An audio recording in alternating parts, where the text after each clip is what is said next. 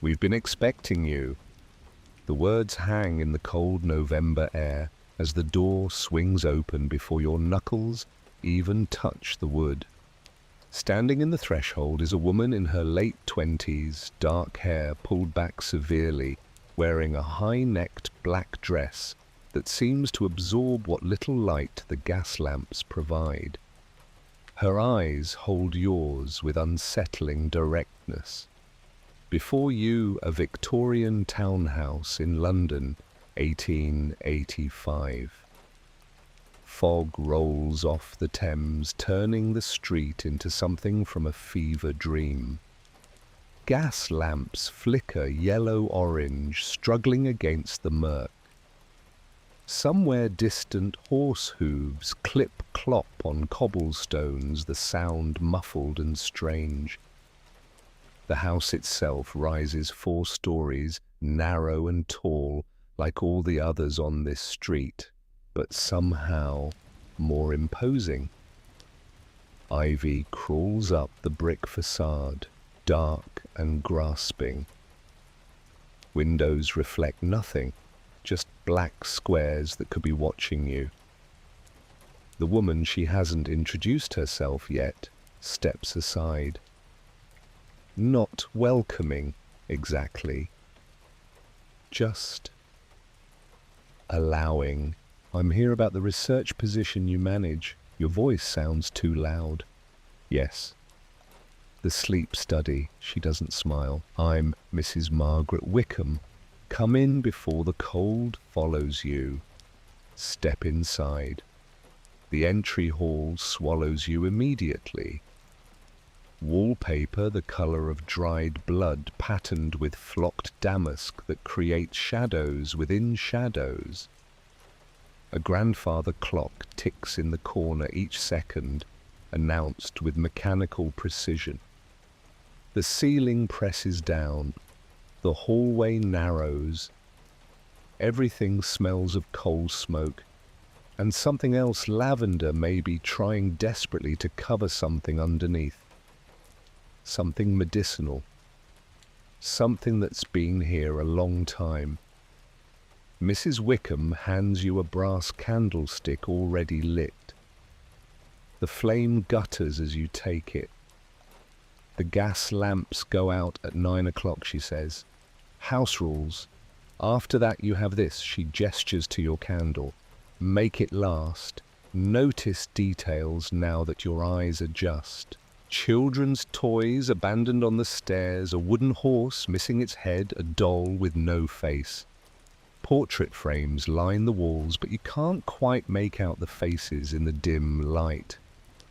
Or maybe the faces refuse to be seen clearly. One painting's eyes definitely follow you as you move. Mrs. Wickham starts up the stairs. The floorboards announce every step with creaks that sound almost like words, almost like warnings.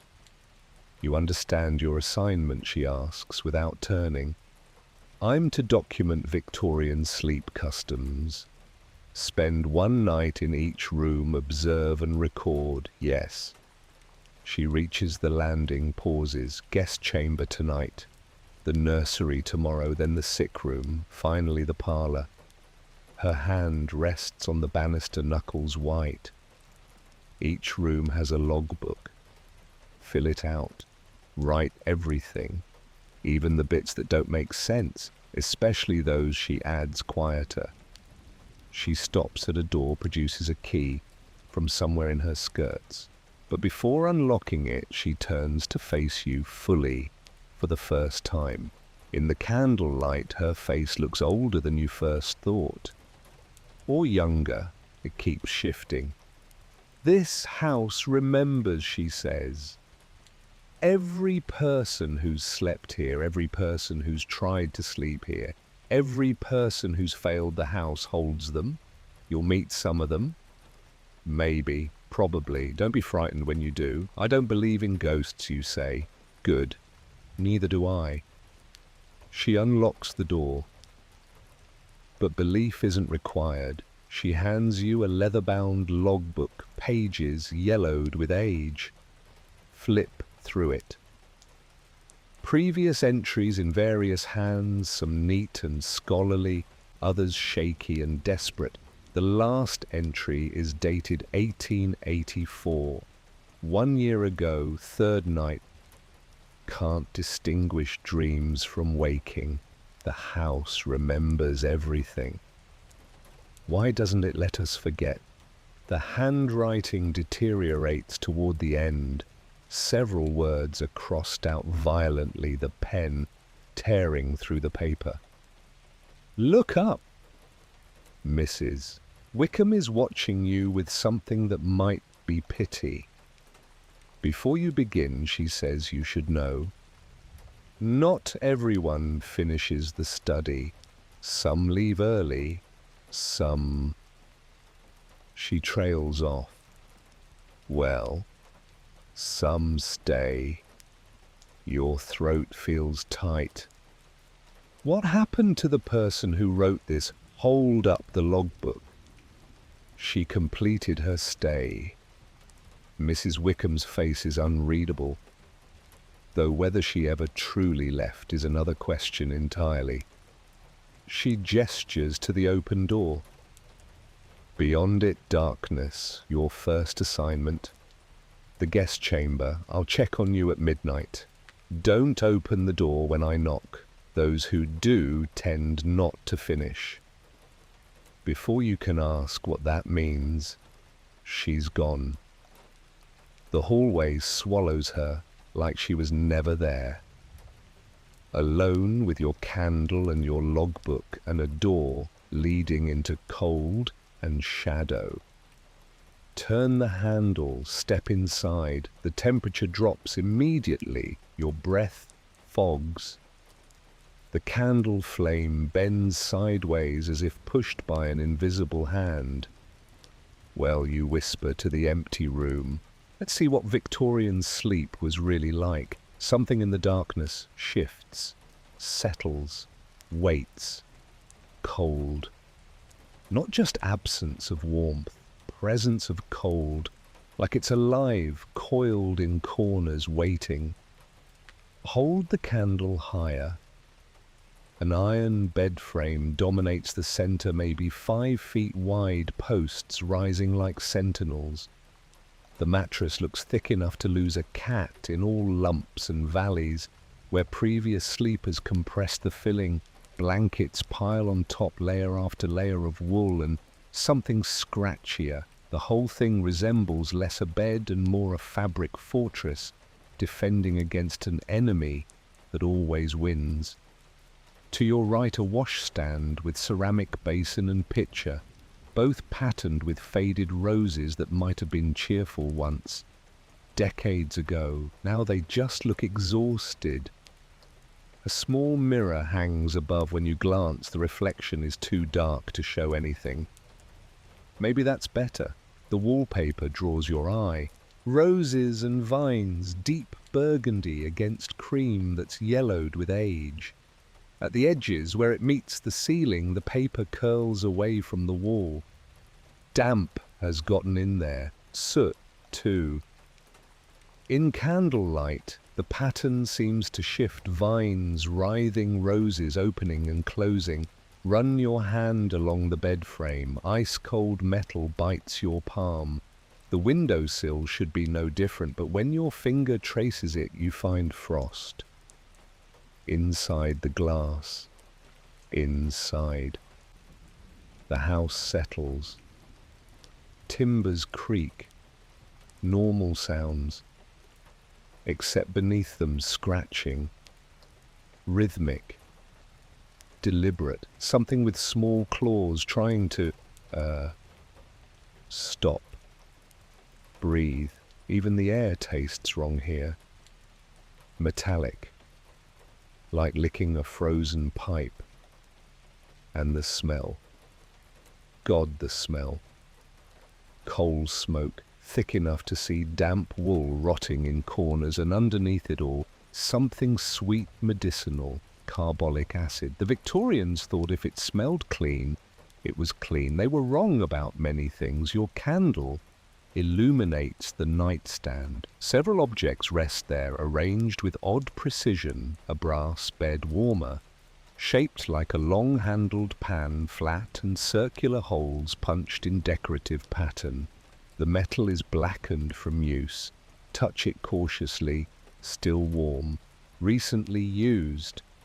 But by whom Mrs. Wickham hasn't been in here? Has she a chamber pot with ceramic lid tucked partially under the bed, painted on the side in fading letters, Violet's necessary vessel?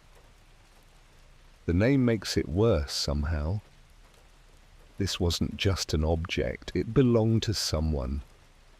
Someone named Violet who pissed and shit into it because there was no other choice. Candle stub in brass holder backup for when yours burns down. Thick wool socks draped over the bed's footboard, a nightcap.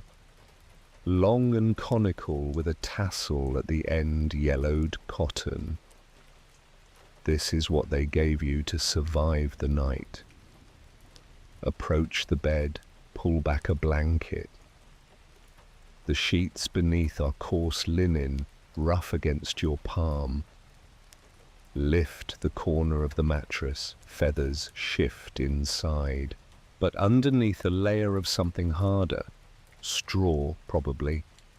The combination creates a surface both too soft and too hard simultaneously.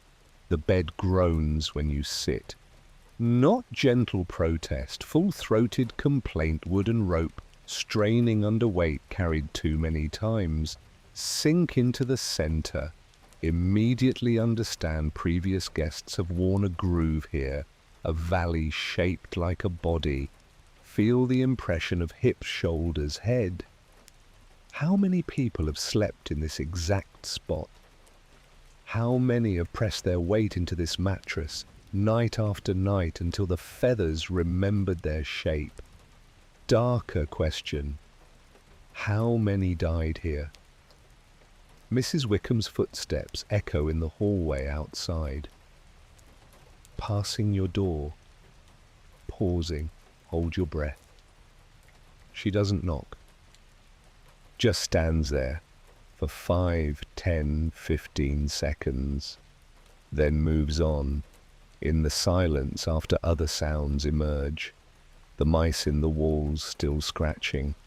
The window rattling in its frame, though there's no wind. Your own heartbeat, too loud in your ears. Open the logbook to the first blank page. Previous entries stare up 1879, first night. Room is adequate, though cold. Bed sufficiently appointed. No complaints. Neat handwriting, confident. 1879, same author. Second entry. The knocking began at midnight. 3 raps on the window. Nothing there when I checked. Probably wind. 1879, third entry. Not wind. Something wants in. Or wants me to come out. 1881. Slept poorly. Mattress remembers too much.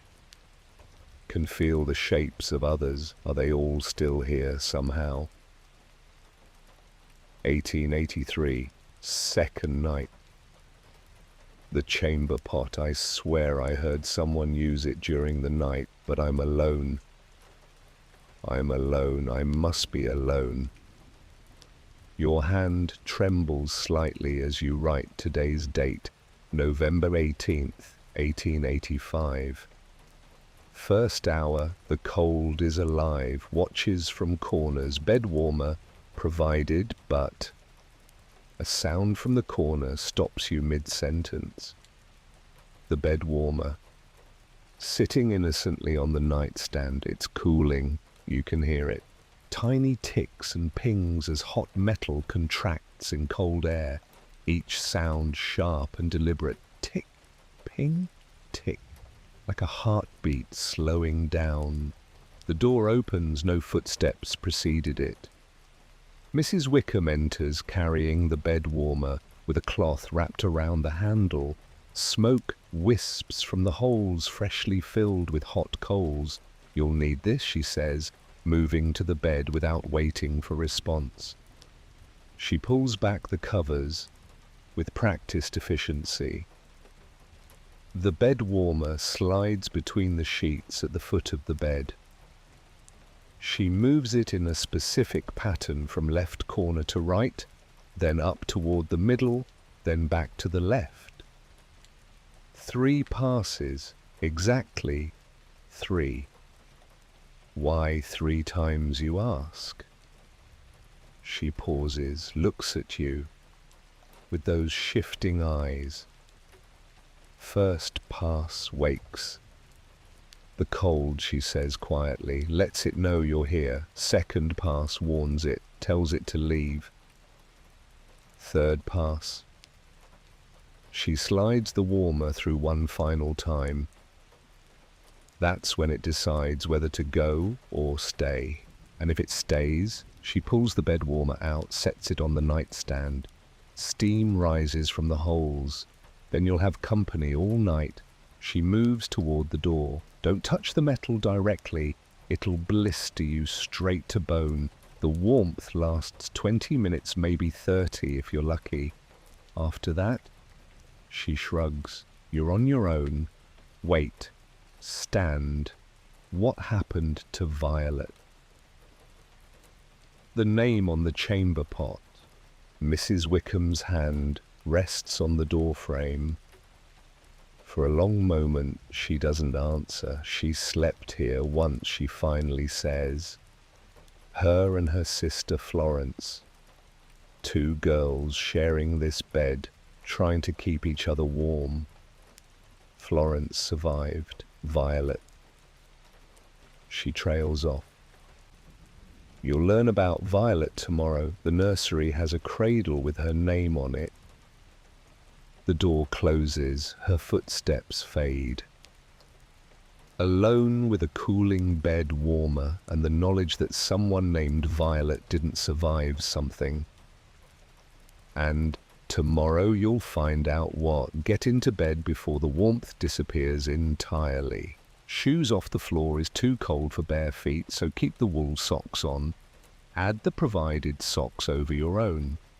Double layer. Peel off outer clothes but keep everything else. The nightgown provided hangs on a hook by the washstand, but there's no way you're getting that naked in this cold. The nightcap. Look at it. Ridiculous conical thing with a tassel that makes you look like a discount Ebenezer Scrooge. But Mrs. Wickham's note in the logbook margin catches your eye. Nightcap mandatory. Body heat escapes through head. Lose the cap, lose the night. Fine. Pull it on. Immediately your head feels warmer. Marginally, the tassel dangles in your peripheral vision, annoying and constant. Slide under the covers. The bed warmer's heat has created a small pocket of almost warmth at the foot of the bed. Curl your toes toward it like reaching for buried treasure. There, yes, actual warmth. Your feet uncurl, relax for the first time since entering this house. But the rest of you freezes. The blankets are heavy.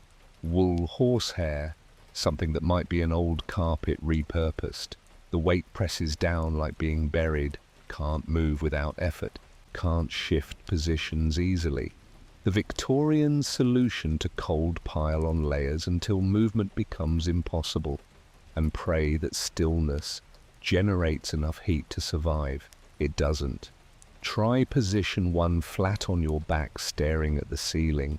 The plaster is cracked fault lines running in patterns that look almost deliberate. In candlelight, the cracks seem to move, form shapes, letters, number, just cracks. Probably. Your breath fogs the air. Each exhale creates a small cloud that disperses slowly, too slowly, like the cold air is thicker than normal. The ceiling presses closer. How tall is this room? Can't remember now. But the ceiling seems to be lowering. The weight of the house above all those rooms stacked on top of this one, all that history bearing down. Position 2 left side, ear pressed to the pillow. Immediately your heartbeat drums directly into your skull, and beneath that the house's pulse. Timbers expanding and contracting, pipes settling. And is that voices? No, can't be. Just blood rushing in your ears, just imagination. But you could swear. There's whispering, female voices, young voices, giggling, pull the blankets higher. The warmth pocket at your feet has already cooled. That 20-minute estimate was optimistic, more like 10. The bed warmer is just cold metal, now worse than useless, because it reminds you what warmth felt like. Position 3 right side facing the window. Mistake, immediate mistake. The window reflects the candle flame and your own dim outline, and behind you is that.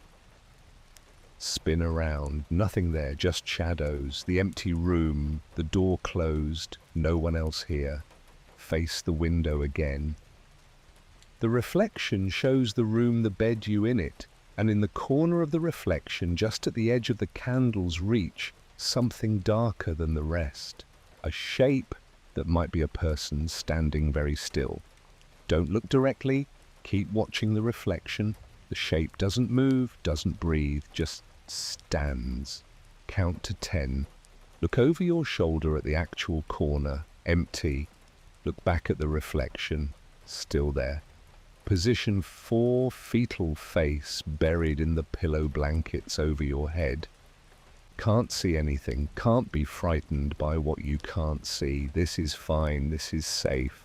Except now every sound amplifies, the scratching in the walls intensifies. Mice probably, definitely mice. What else would it be? They're moving in patterns though. Scratch, scratch, pause, scratch, scratch, scratch, pause. Too rhythmic. Mice don't have rhythm. Mice are chaos incarnate, unless these mice learned, unless the house taught them. The floorboards outside your door creak. One creak, then another, then a third, like footsteps. Slow, measured footsteps. They stop directly outside your door. Blankets tighter, breath held, don't move. The footsteps don't continue, don't retreat. They just wait.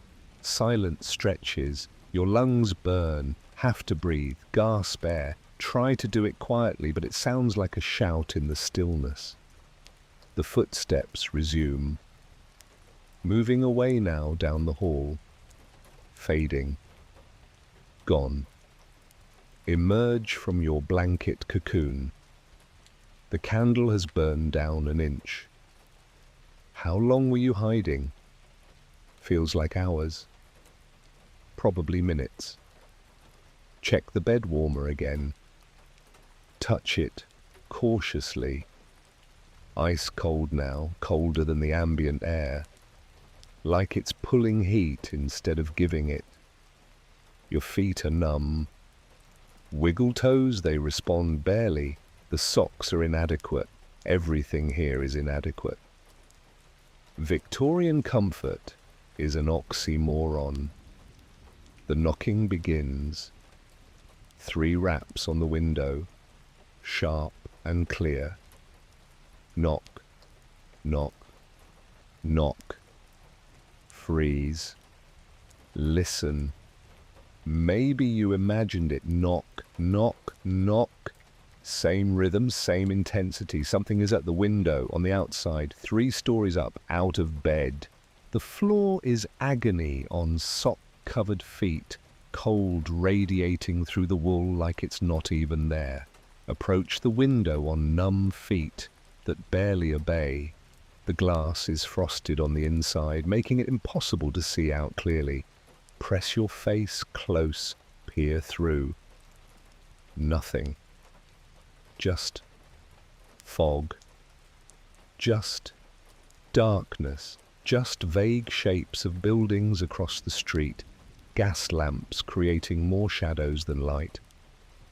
Check the window latch. Secure, locked tight. Nothing could open this from outside. Turn to go back to bed. Knock, knock, knock.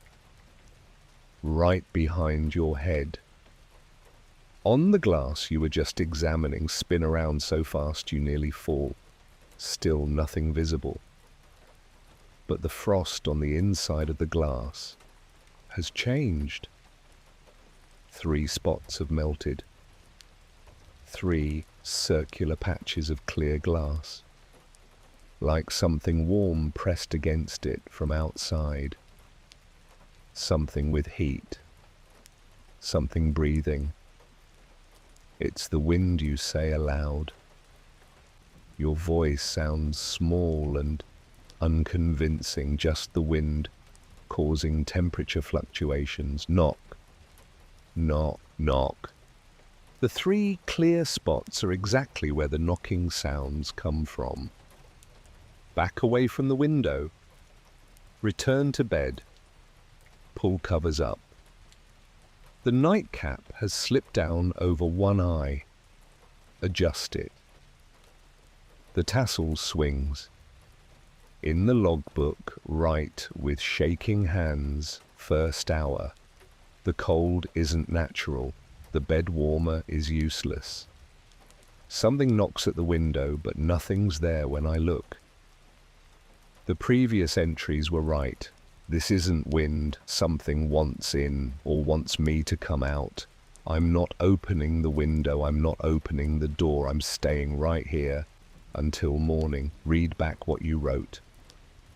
Add 1 more line. I hope that's enough. The knocking stops. The house holds its breath.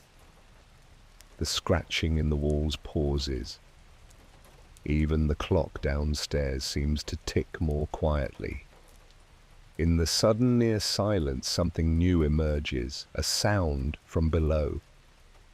From the floorboards beneath your bed. Rustling, like fabric moving, or like something shifting in a space too small for it. The chamber pot is under there, and Mrs. Wickham's note about lard for the mice. Did she put lard under the bed? Lean over carefully. Peer into the darkness beneath the bed frame. 3 small shapes. Mice gathered around a tin dish filled with something pale and greasy. They're eating. Delicate little bites, grooming between nibbles, completely unconcerned by your presence. One looks up, makes direct eye contact. For a moment, just a moment, its eyes reflect the candlelight wrong. Too much intelligence there, too much awareness, and it's just a mouse again. Returns to eating, lie back. Stare at the ceiling. I'm sharing my room with mice, you say to no one. Violet and Florence shared this bed. They dealt with this. I can deal with this. The mice continue their meal. The knocking doesn't resume. The footsteps don't return. Maybe this is as bad as it gets tonight. Maybe you'll actually survive until morning. Maybe... A new sound. From the walls this time, but not scratching. Humming. Someone is humming a lullaby on the other side of the wall. Female voice. Young. The tune is Rockabye Baby. When the bough breaks, the cradle will fall. The humming stops mid-verse. Cuts off abruptly, like whoever was singing suddenly remembered they shouldn't be. In the silence after, pull the blankets over your head again and try to count the hours until dawn. Lose track, somewhere around 300. Time doesn't work right here. The cold has teeth now. Not metaphorical, actual fangs sinking into exposed skin, your face above the blankets, your hands clutched around the covers, the thin skin of your wrists. The temperature has dropped further. Didn't think that was possible. But Victorian houses have a way of proving assumptions wrong. Each breath comes out in clouds thick enough to see even in dying candlelight. Each inhale burns, each exhale fogs. You're breathing your own moisture into the air and it's freezing there, suspended before slowly drifting down to settle on the blankets as frost. It's snowing inside the room, gentle indoor snow made from your own breath. Hands under the covers curl into the smallest possible shape. Create a pocket of body heat. Defend it desperately. The bed warmer is worse than useless now. It's actively pulling heat, a black hole of cold metal lurking under the blankets. Kick it out. It hits the floor with a clang that echoes too long. In the silence after footsteps in the hallway again. Different this time, lighter, quicker, almost running. Children's feet. They patter past your door, pause, return, stop directly outside, giggling, definitely giggling. Two young girls, by the sound of it, trying to stifle laughter and failing. A whisper barely audible through the door. "Do you think she's awake?" Another voice, slightly older. "She must be. No one sleeps the first night. Should we tell her about..." "Shh, you'll frighten her." "But she should know about in the morning. Let her learn tonight, like we did." The footsteps retreat. The giggles fade. The hallway goes silent. Lie there, heart hammering. Who were they? Servants' children, maybe. But at this hour. And Mrs. Wickham said... Actually, what did Mrs. Wickham say about other occupants of this house? She never mentioned anyone else, assumed the house was empty except for her. Assumed. Sit up. The blankets fall away and cold rushes in like wolves. Light the backup candle from the nearly dead first candle. The new flame gutters, struggles, catches. Barely. With fresh light, examine the room more carefully. Details emerge. The wallpaper, those roses.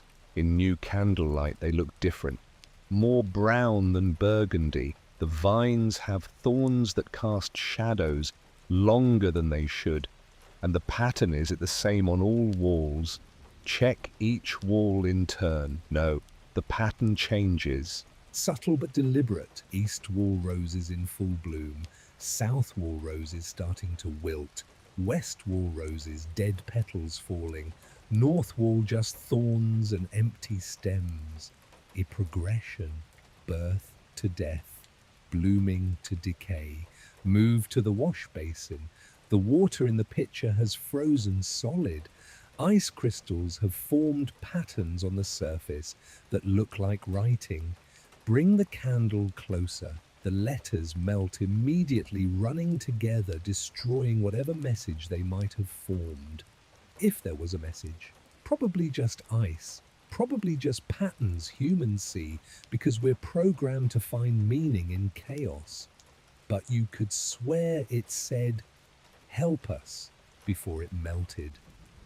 The mirror above the basin catches your reflection. You look terrible.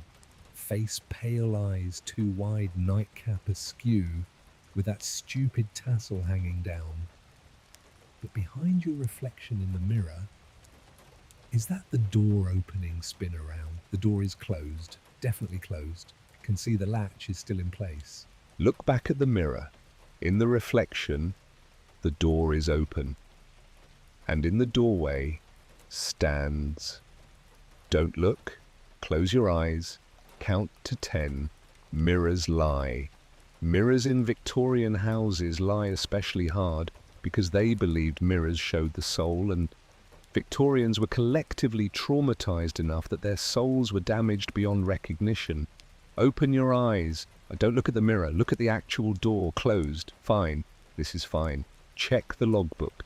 You need to ground yourself in something real, something concrete.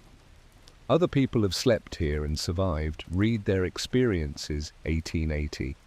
Third night, I understand now why they sleep. Sitting up sometimes.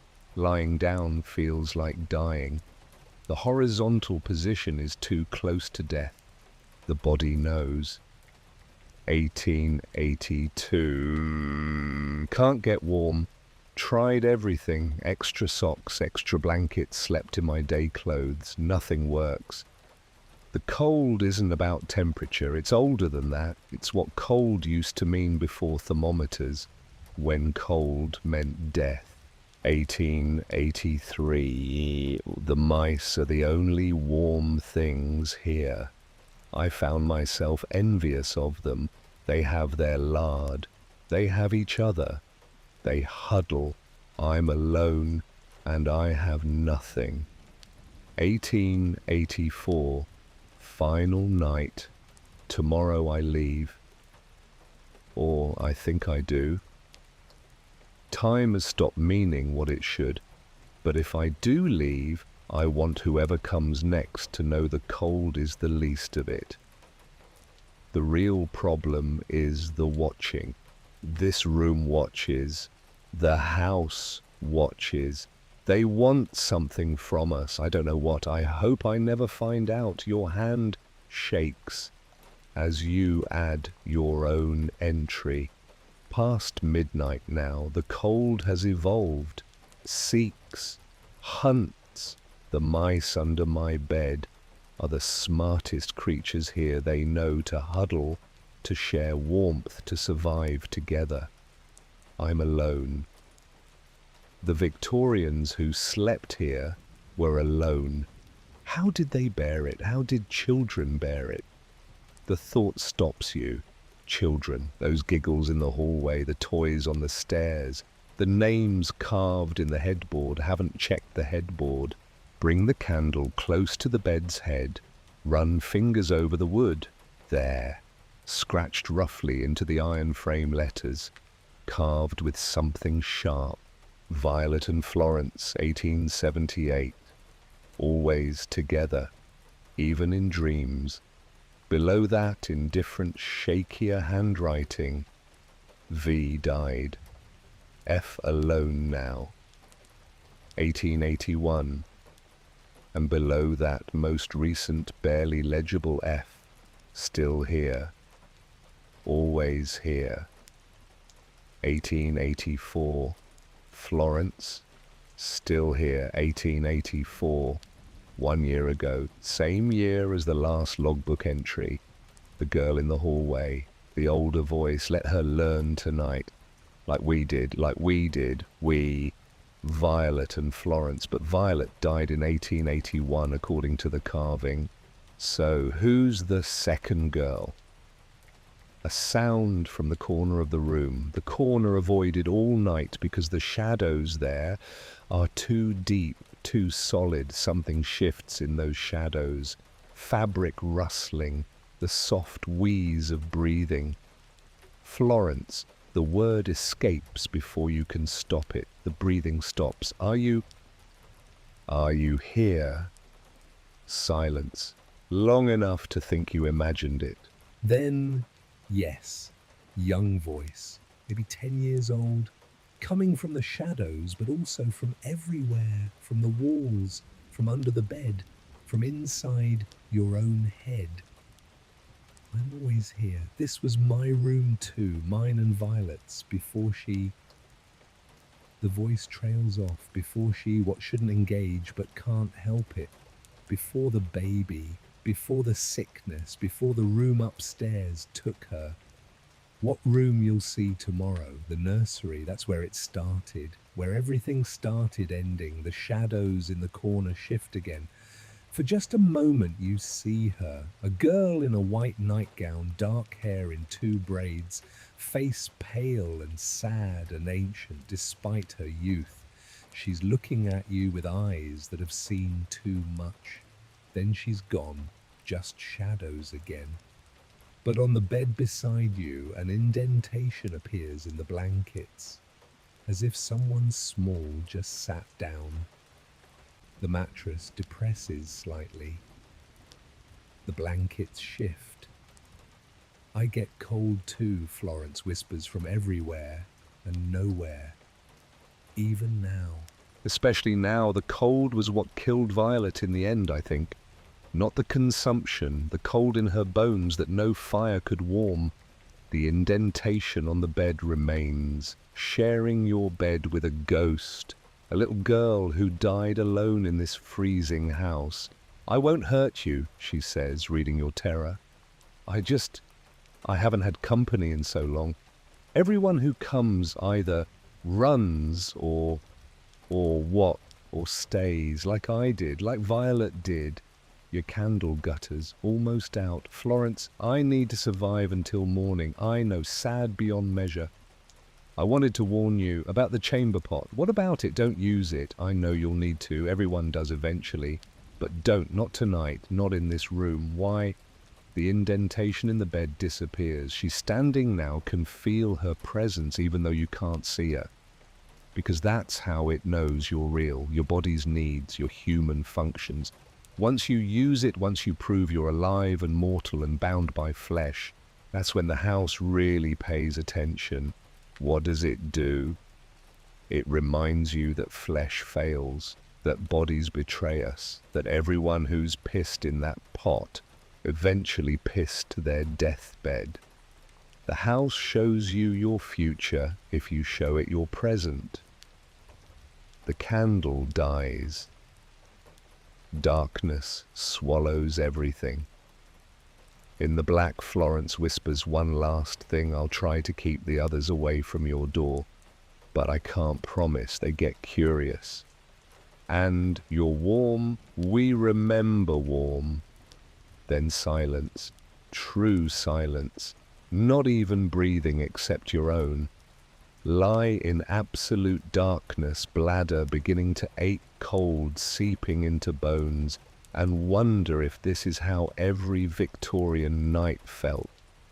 If this terror was normal, if children really did whisper ghost stories to newcomers and giggle in hallways, and carve their names into bed frames like marking tombstones.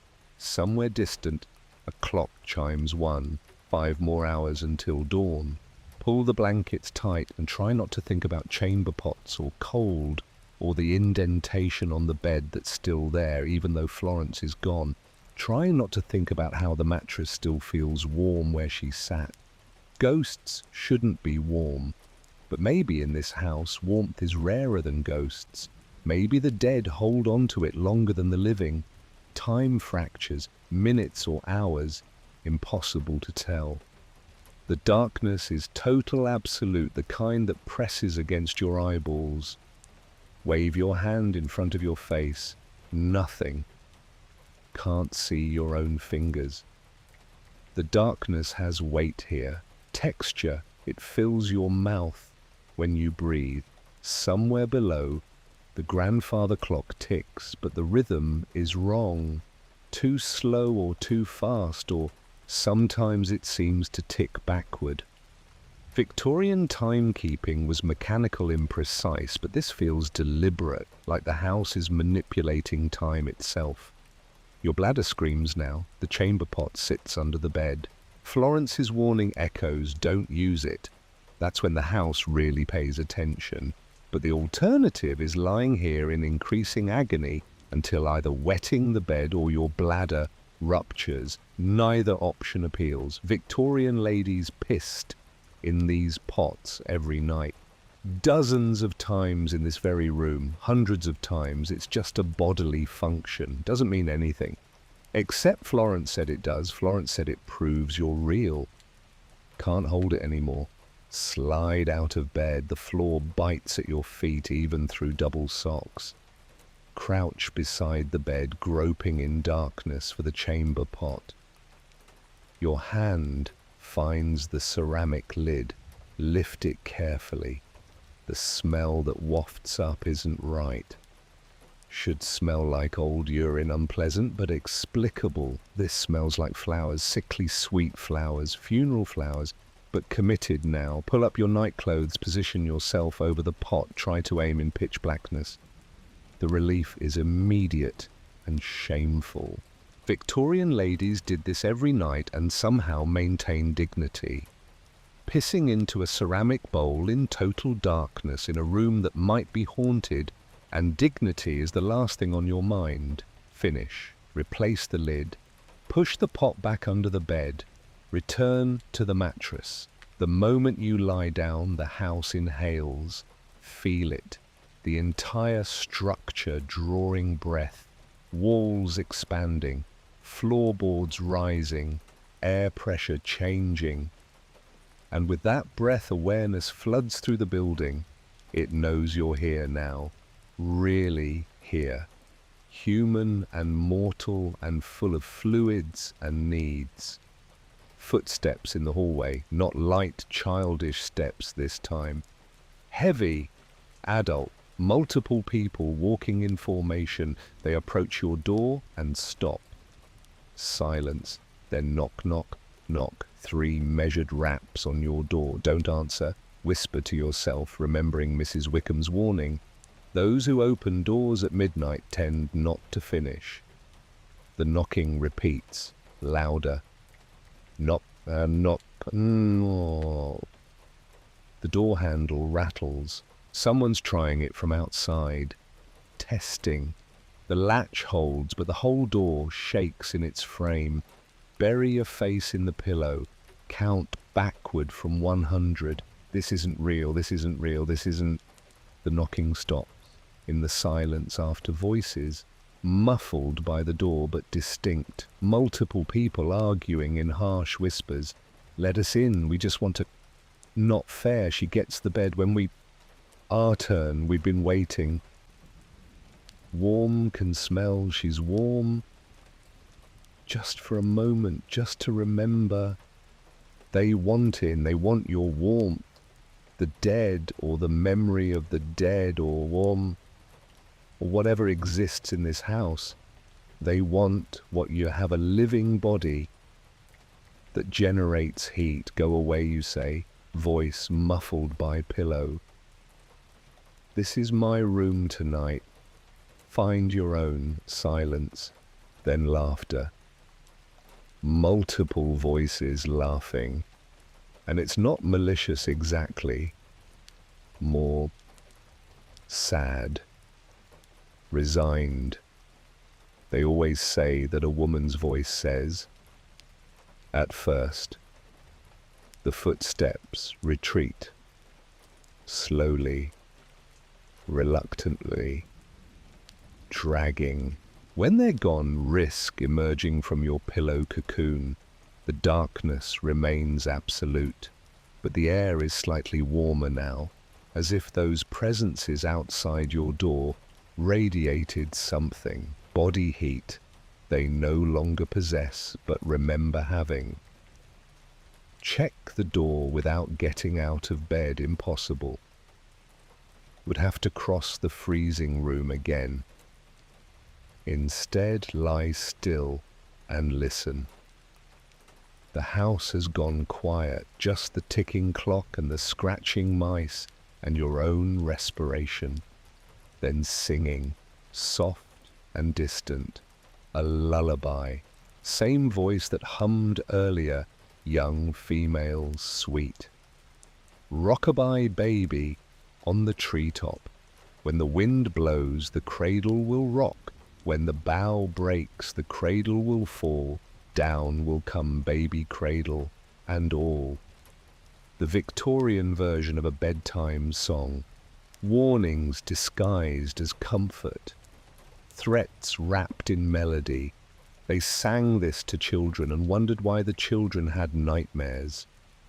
The song stops mid-verse again, cuts off on fall and doesn't complete. In the silence realization, you're not going to sleep. Not really.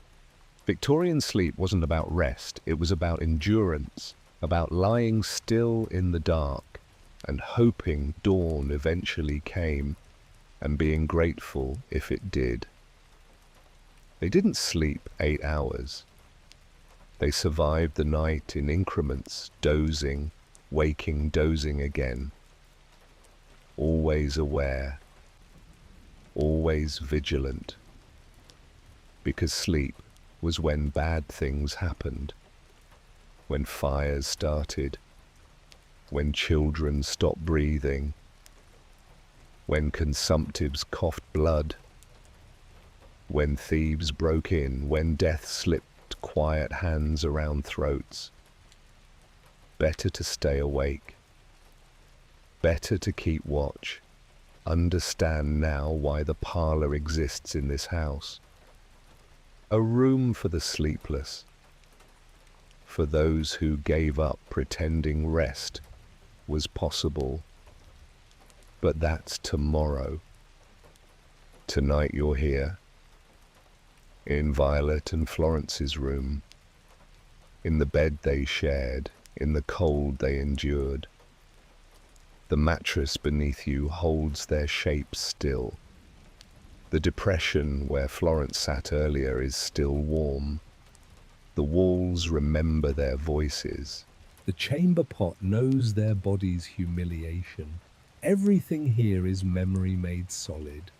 And you're adding your own memory now, your own shape to the mattress, your own fear to the walls, your own piss to the pot. When you leave, if you leave, will you stay here too? Will some future researcher feel your presence, hear your breathing, find your logbook entry, and wonder what happened to the person who wrote?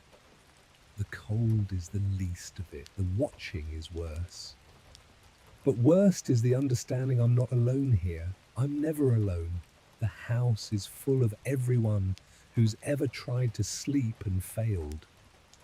Outside your window, the knocking begins again. Knock, knock, knock. Ignore it. You've learned. The knocking means nothing, just the house testing you, seeing if you'll open the window like you won't open the door. But when you close your eyes, you see 3 clear circles in the frost. 3 warm spots where something pressed against the glass. Something that breathes. Something that wants in. Something that's been out there in the London fog for over a century, knocking and knocking and knocking, hoping eventually someone will answer. Won't be you. Wait for dawn. However long it takes, whatever it costs. Victorian children did it. Victorian mothers did it. Violet did it until the consumption took her.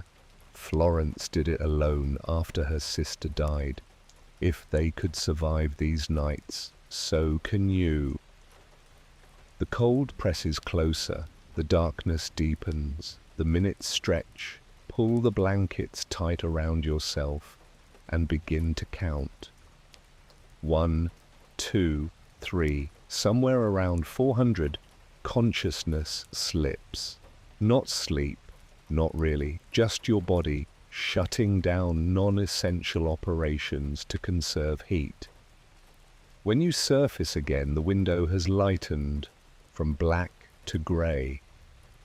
Morning, maybe, hopefully, survived, barely.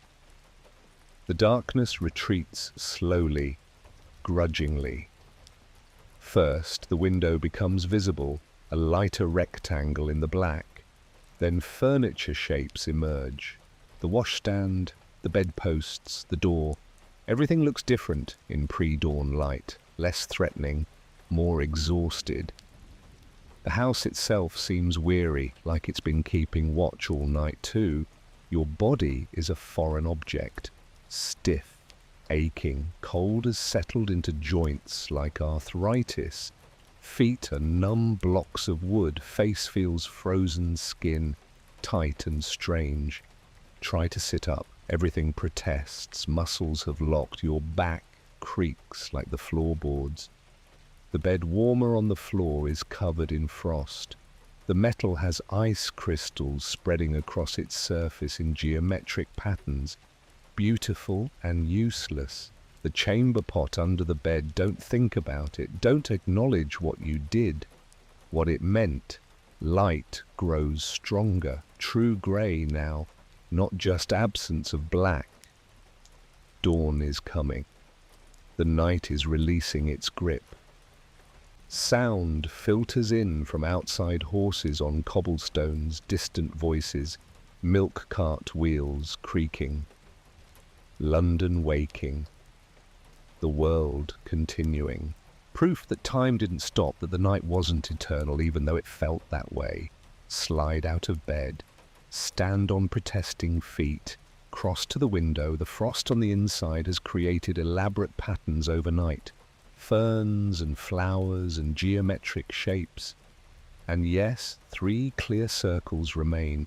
3 perfect circles where something warm pressed against the glass. Look out at the street. Fog still clings but thinning. Gas lamps are going out one by one as dawn makes them unnecessary.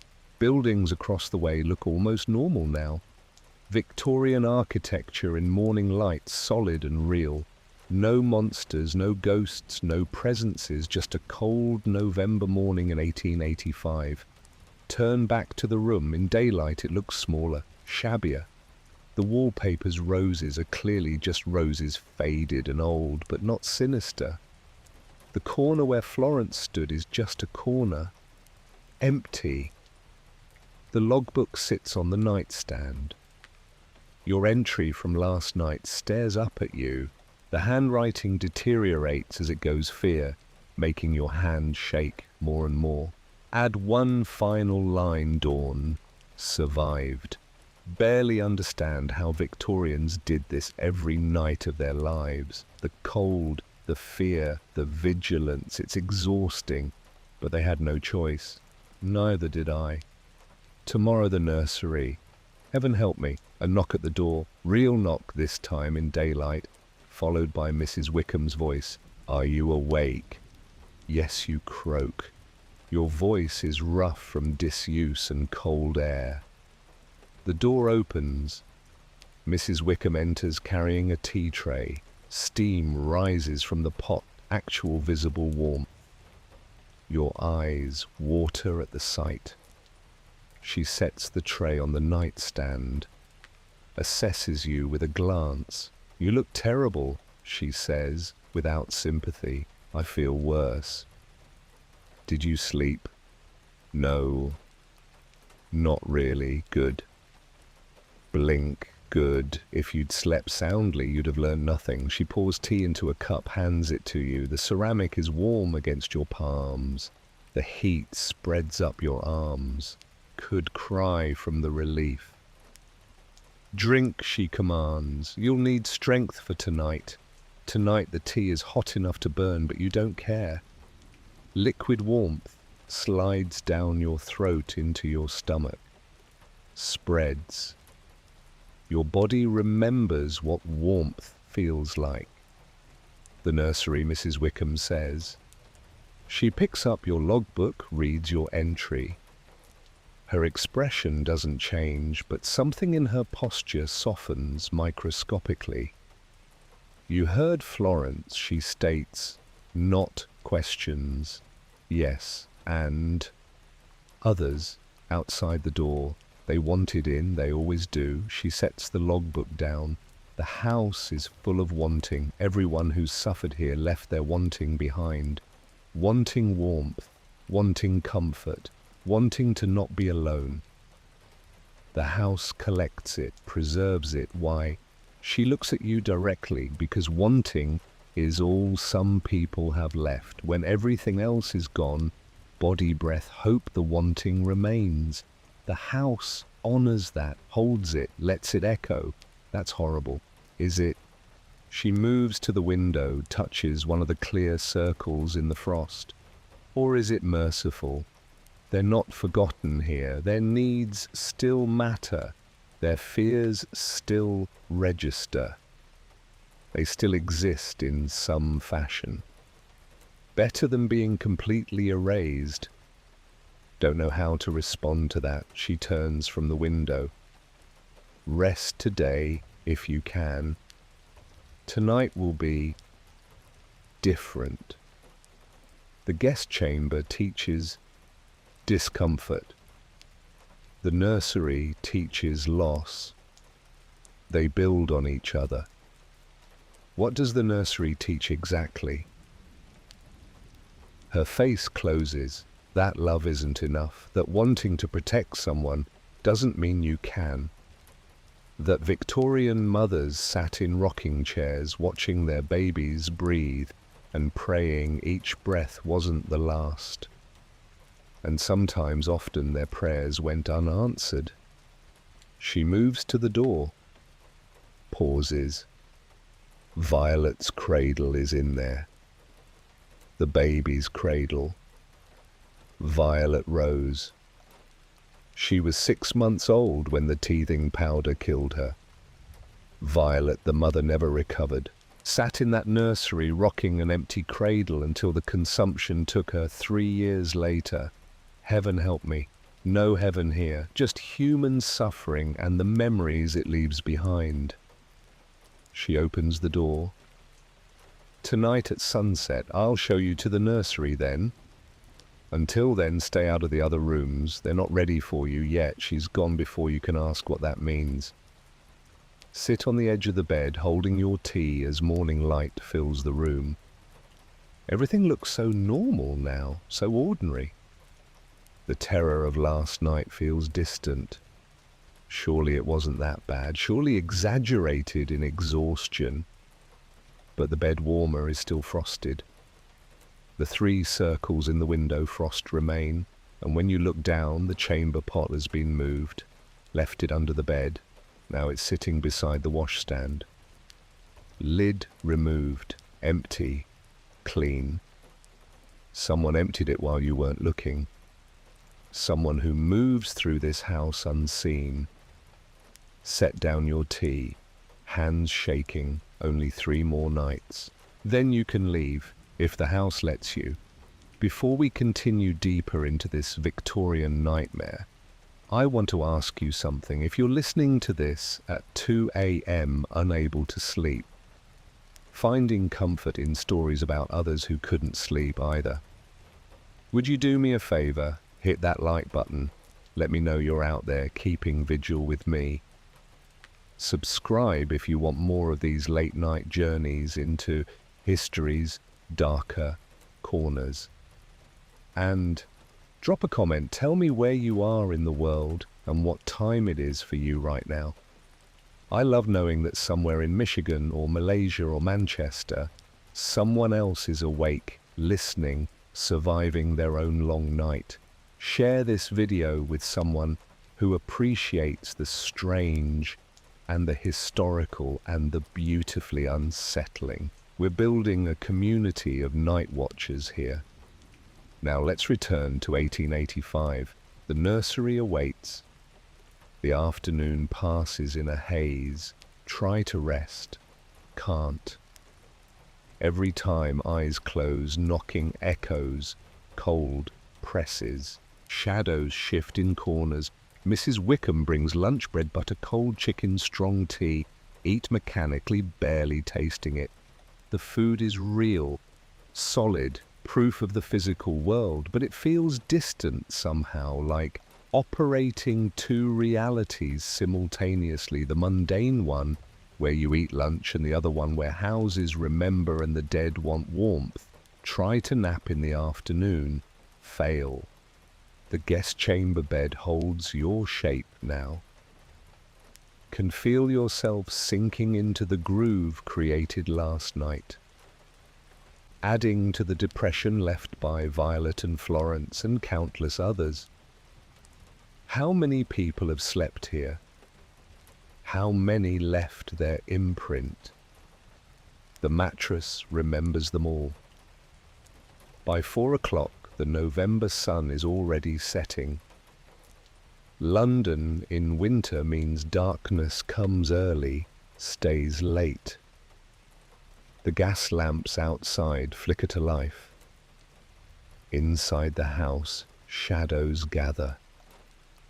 Mrs. Wickham appears in your doorway without knocking. Time, she says simply.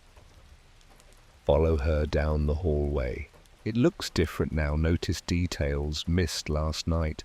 Faded wallpaper with patterns that don't quite match at the seams. Portraits of stern-faced ancestors whose eyes definitely track your movement.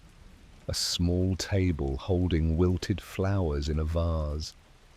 And higher up, at adult eye level, scratches in the wallpaper, like someone clawed at it desperately. The marks are old but distinct. Who did that, you ask? Mrs. Wickham doesn't look. Someone who wanted out very badly. Or someone who wanted in. It's hard to tell sometimes. The nursery door is at the end of the hall. Painted white, unlike the dark wood of the others. Child-height handprints smudge the lower panels. Small hands pressed against paint decades ago, oil from skin, leaving permanent marks. The door handle is lower than standard. Have to crouch slightly to reach it. Children need to reach their own doors, Mrs. Wickham explains. Victorian philosophy, independence builds character. Though most children were too frightened to actually use the freedom, they'd lie in the dark rather than venture into hallways alone. She doesn't open the door, just stands there, hand on the frame.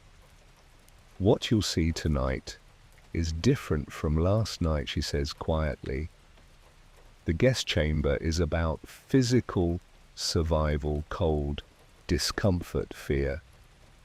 The nursery is about emotional survival, about loving something fragile and knowing you'll probably lose it. Probably 1 in 4 children died before age 5. In poor neighborhoods, 1 in 2. Every Victorian mother was a soldier in a war against death, most lost. She finally looks at you. The nursery is where they fought hardest, where they kept watch, where they failed despite everything. Your throat feels tight. Why are you telling me this? Because if you go in unprepared, you'll run. Most people do. They see the cradle rocking and they run. But if you understand what you're seeing, not ghosts, but grief made solid, maybe you'll stay. Maybe you'll witness what the truth that Victorian sleep wasn't just about rest. It was about vigilance, about staying awake, because closing your eyes meant something you loved might stop breathing. She pushes the door open. Mothers slept sitting up in chairs, rope tied from cradle to wrist bells attached, so any movement would wake them. Fathers paced hallways, listening for coughs. Siblings shared beds for warmth and comfort, and to alert each other if sickness came. Sleep was a luxury the vulnerable couldn't afford. The door swings wide. Darkness beyond, but different from the guest chamber. This darkness feels occupied, expectant. The logbook for this room is different. Mrs. Wickham continues. Previous guests drew pictures. Children's drawings, some of them. Others, she trails off, you'll see. Document what happens, try to understand, don't run. She hands you a candle, already lit. One more thing she says, as you take it. If the music box starts playing by itself, don't wind it down. Let it finish. It's saying goodbye, has been for years. Let it complete the cycle. What music box? But she's already walking away, footsteps fading down the hall. Stand at the threshold. The candle flame bends toward the nursery like it wants to enter, like something inside is pulling it. Draw breath. Step through. The temperature is different immediately. Not freezing like the guest chamber. Warmer. stifling almost, the kind of warmth that comes from fire, kept burning too hot from windows sealed too tight from desperate attempts to keep cold at bay. The door closes behind you with a soft click. Alone in the nursery now, except not alone at all. The room materializes in candlelight piece by piece, larger than the guest chamber, maybe 15 feet square, more crowded despite the extra space. Victorian nurseries were multi-purpose bedroom, playroom, sick room, all at once. Everything a child might need, compressed into one space so they could be watched constantly. The furniture reveals itself, a wooden cradle on rockers in the center of the room. Hand-carved, clearly expensive. The headboard has an engraving, Violet Rose born, March 12th, 1878. God's small angel. God's small angel. Victorian euphemism. Code for a baby who didn't survive. Approach the cradle carefully, inside a tiny mattress yellowed with age, but still bearing the impression of a small body. An embroidered blanket, cream-colored delicate stitching forming roses and vines. The name Violet Rose worked into the corner in pink thread. The blanket is arranged carefully, not flat, not empty-looking. It has shape, contours, as if wrapped around something. Reach out, stop yourself, don't disturb it. Attached to the cradle's side, a music box. Ornate silver mechanism with a winding key. Try the key, it won't turn. Stuck, frozen by time or rust or something else. Behind the cradle, a rocking chair positioned for perfect sight lines.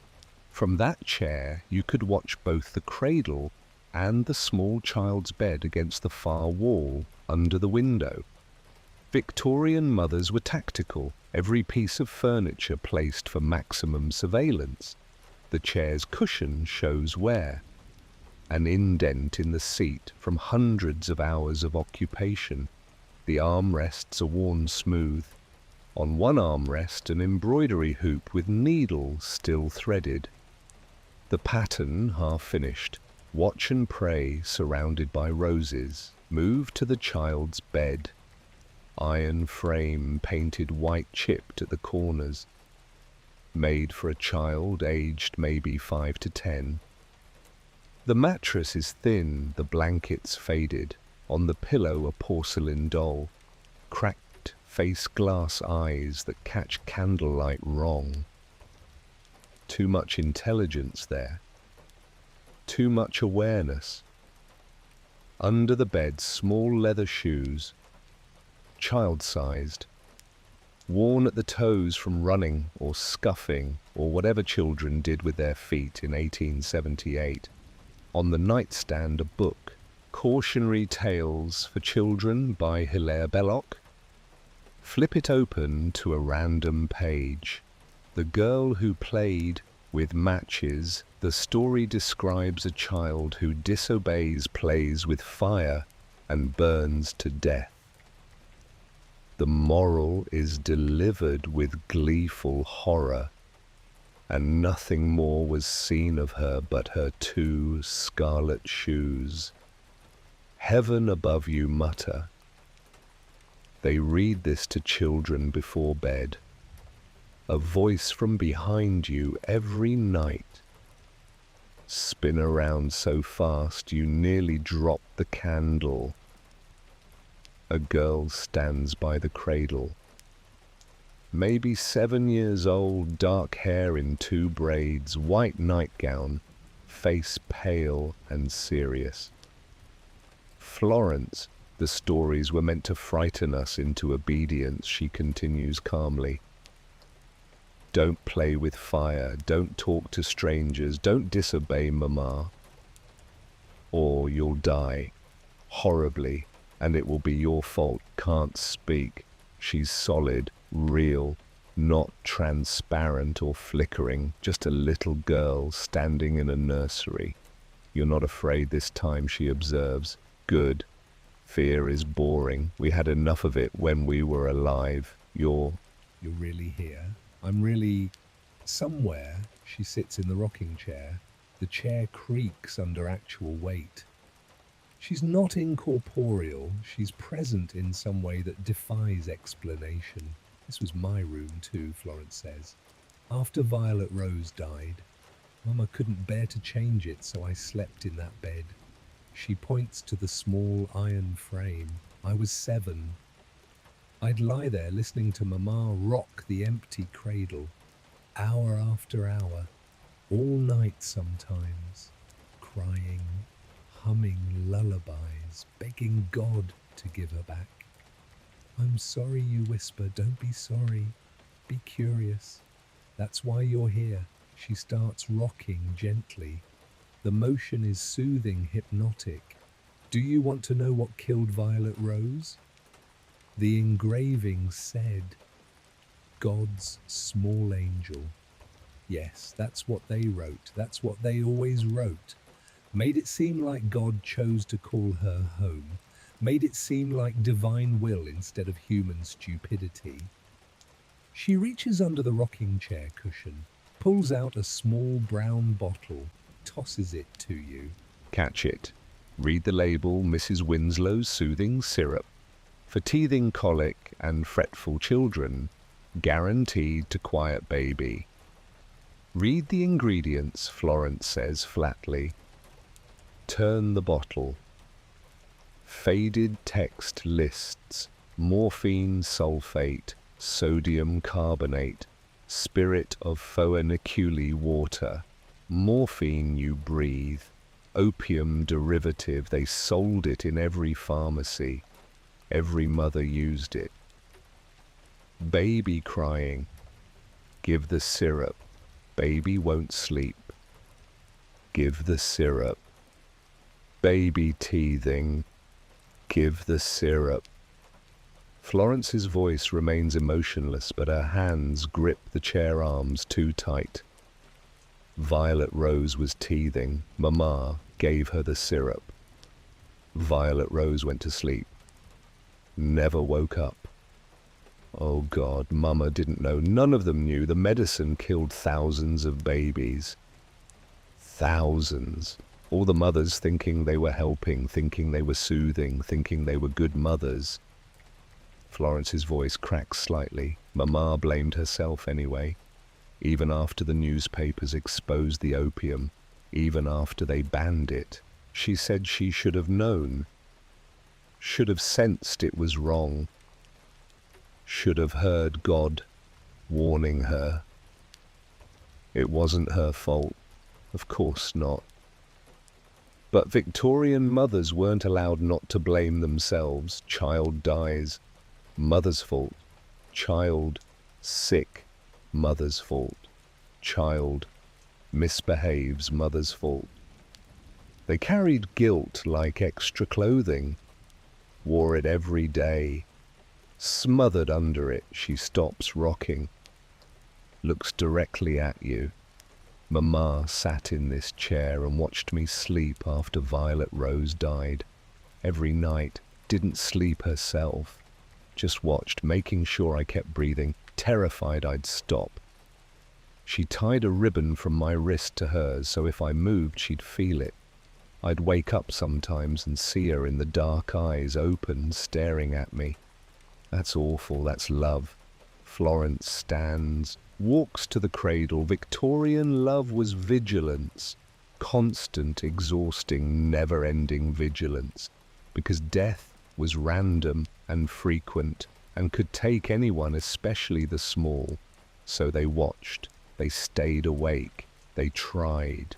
She reaches into the cradle, adjusts the blanket gently as if tucking in an actual baby. Mama watched Violet Rose for 6 months. Watched her breathe. Watched her smile. Watched her grow. And then one morning she watched her not wake up. Florence's hand trembles on the blanket. The watching didn't save her. But Mama couldn't stop. Watched me for 3 more years, until the consumption took her too. Florence was... Look in the logbook, she interrupts. The drawings, see what others witnessed here. She fades. Not disappears, fades, like an image losing resolution, until she's gone, and you're alone with the cradle and the chair, and the awful knowledge that this room is a monument to failure. To love that wasn't enough. To watching that didn't save anyone. To Victorian motherhood's impossible burden, keep your children alive when everything in the world conspires to kill them. Pick up the logbook with shaking hands and open it to the first drawing. The logbook is different from the guest chambers. Less text, more illustrations. Previous guests drew what they saw, what they experienced, what they couldn't describe in words. First drawing dated 1880, crude sketch of the cradle, motion lines around it indicating movement, caption in shaky handwriting, midnight. Cradle rocking, no wind, no draft, no explanation, just movement. Gentle, as if someone remembering how. Second drawing, 1882, the rocking chair, detailed this time. In the seat, an indentation drawn with careful shading to show depth, as if someone's sitting. Caption, she's here, can't see her, but the cushion knows, the chair knows. 3 hours I watched that indentation maintain its shape. No one visible, but someone present. Third drawing, 1883. Child's drawing stick figures, disproportionate but earnest. Large figure in chair, small figure in cradle. Tears drawn as blue drops falling from the large figure's face. Caption in adult handwriting, my daughter drew this after I described what I'd seen. She titled it, Mama Can't Stop Crying. Out of the Mouths of Babes. Fourth drawing, 1884. Disturbing this time. Realistic anatomy. A woman's figure in the rocking chair, but her chest is opened, ribs splayed, and where her heart should be a cradle. Caption, this is what grief looks like. A hole in the chest where a child should be, rocking forever, trying to soothe what's no longer there. Close the logbook. Breathe. That's enough. But when you look up, the rocking chair is moving. Back and forth, slow and steady. The cushion is compressed, as if occupied. Watch. Can't look away. The chair rocks with purpose, with rhythm. Not random movement from draft or settling wood. Deliberate, measured, like someone rocking a baby to sleep. Humming starts, the same lullaby from last night. Female voice, young but weighted with sorrow beyond measure. Hush, little baby, don't say a word. Mama's gonna buy you a mockingbird. The chair continues rocking. The humming continues. Soft and sweet and heartbreaking. Should be frightened. This is a ghost, a presence, a violation of physical law, but instead immeasurable sadness. Move to the chair slowly. The humming doesn't stop. The rocking doesn't stop. Violet whisper, is that you? The humming pauses. The rocking slows but doesn't cease. May I sit with you? Silence. Then the chair rocks once firmly, yes. There's room on the seat beside the indentation. Sit carefully, afraid of disturbing whatever presence maintains that depression in the cushion. The cushion is warm, body warm, as if someone alive has been sitting here for hours. Settle in. The chair rocks under your combined weight. Yours and hers, whoever she is. Whatever she is, the humming resumes, closer now, right beside your ear. Can almost feel breath against your cheek. I couldn't save her, the voice whispers between verses, not Florence's voice. Older, exhausted beyond endurance. I did everything right. Fed her, kept her warm, watched her every moment, and still she died in her sleep. How is that fair? How is that God's plan? It wasn't your fault, you say. The medicine. I gave her the medicine, my hands. My decision, I killed my baby trying to soothe her. You didn't know. Knowing doesn't matter. She's dead, I'm dead, we're both dead. And she was 6 months old, and I never got to see her grow up, and I never got to... The voice breaks, sobs. The kind that come from the center of the body, from the place where children grow. The chair rocks faster. The blanket in the cradle shifts. The music box makes a sound. Not music, just a mechanical whir, as if something inside is trying to engage. I sat here for 3 years, Violet's voice continues, rocking, watching Florence, terrified she'd die too. Couldn't eat, couldn't sleep, just watched. My body wasted away. But I couldn't stop watching. The consumption took root in my lungs, but I couldn't stop watching. And then one day I couldn't breathe anymore, and they took me to the sick room.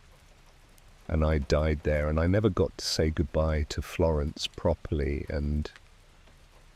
She knows you interrupt gently. She knows you loved her. She told me. Silence. The rocking slows. Florence talked to you last night. She's still here. She understands. She shouldn't be here. She should have lived. Married. Had children of her own. Instead, she's trapped in this house because of me, because I made this place a shrine to grief, and now none of us can leave. The cushion beside you grows warmer, more solid. For just a moment you see her, a woman in her late 20s, dark hair like Florence's, thin to the point of emaciation, eyes sunken but bright with fever and love and desperate exhaustion. She's wearing a nightgown stained with blood at the chest. I'm so tired, she whispers. So tired of watching, so tired of rocking, so tired of loving things I've lost. Then stop, you say softly. Rest. Let go. I can't. What if she needs me? What if she wakes up scared? What if... Violet, your baby is gone, has been gone for years, and Florence is grown now, even if she appears young. You don't have to watch anymore. The vigil is over. The woman beside you flickers. They're solid now, the edges of her blurring. But who will remember her? Who will rock her cradle? Who will sing her lullabies? I will, you promise. Not sure why you say it, but you mean it. Tonight I'll keep watch. I'll rock the cradle. I'll remember Violet Rose. You rest, please. The presence beside you sighs, long and shuddering, the kind of exhale that releases years of tension. Thank you, she breathes. And she's gone. The indentation in the cushion remains, but the warmth fades. The rocking slows, stops. The nursery is silent. Sit in the chair alone now. Look at the cradle. The blanket arranged in the shape of a small body. The music box that won't wind. The embroidered name. Stand. Walk to the cradle. Reach out and gently, carefully push it into motion. The rockers creak. Back and forth, begin to hum. The same lullaby Violet sang.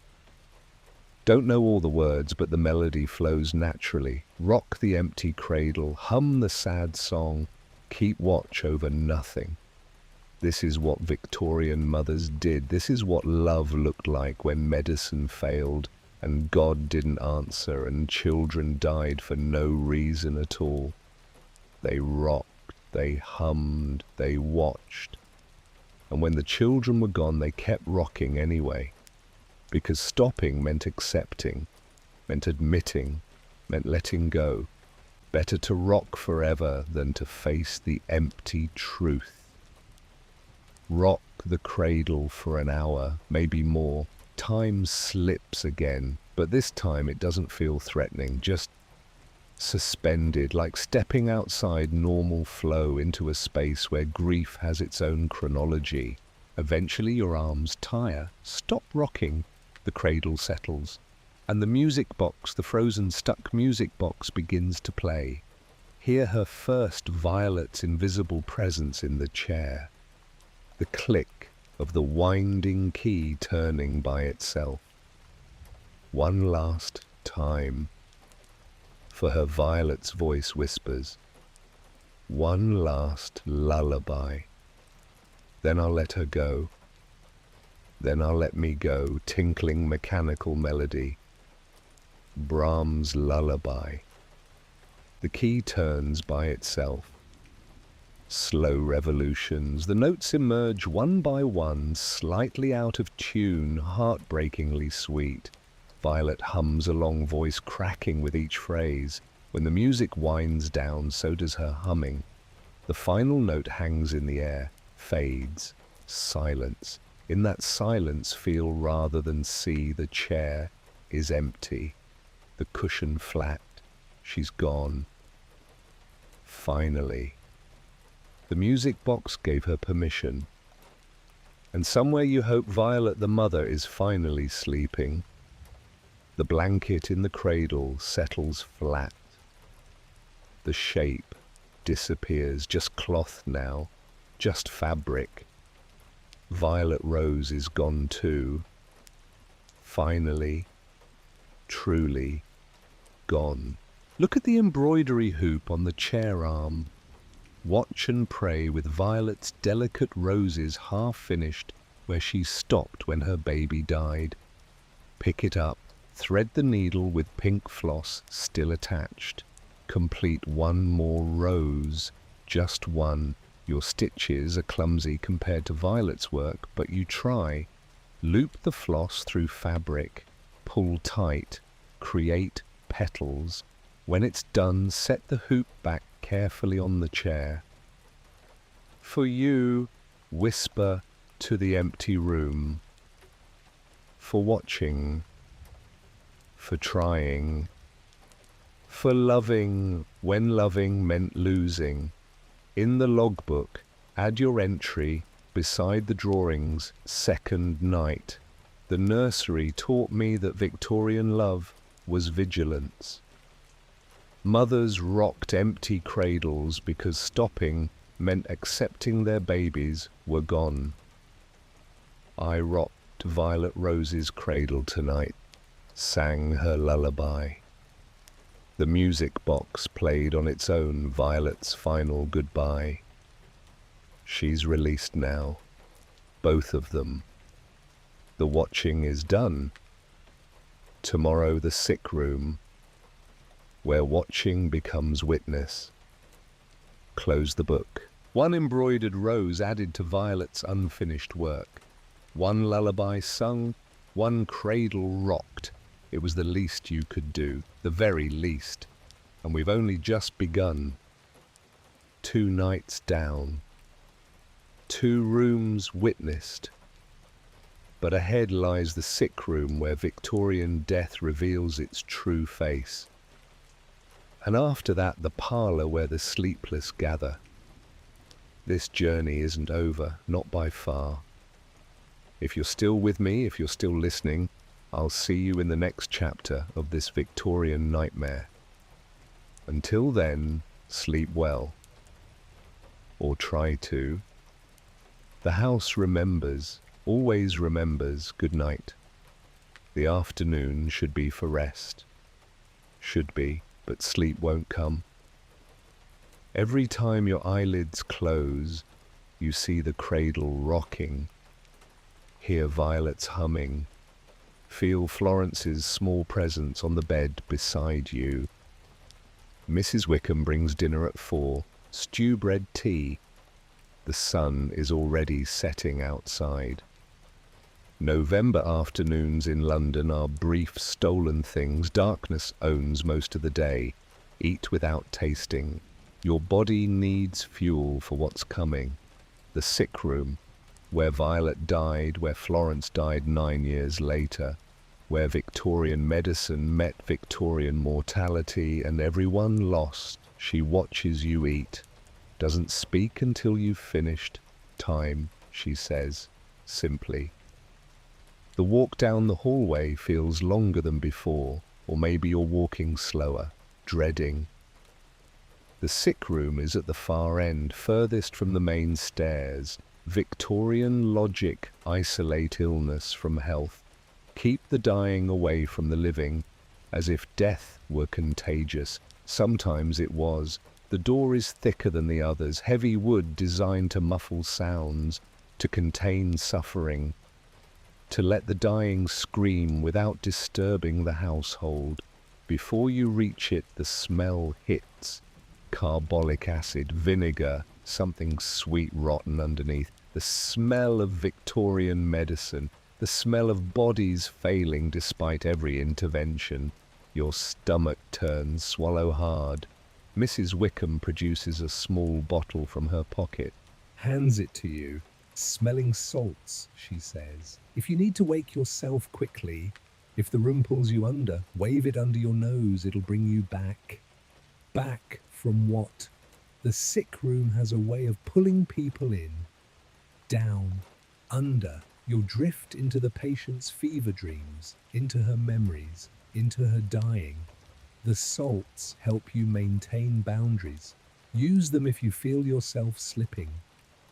She unlocks the door, pushes it open. Heat rolls out.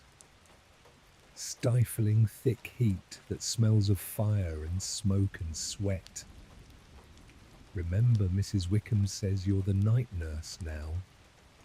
Your job is to sit, to watch, to comfort if you can, to witness if you can't. Don't leave your post, no matter what you see, no matter what she says. What will she say? Everything she couldn't say while dying. Everything locked in her throat, because Victorian ladies weren't supposed to complain about pain. She'll beg, she'll plead, she'll scream. Let her. It's 40 years overdue. Heaven above. He's not here. Never was. Just human suffering and the people who tried to ease it.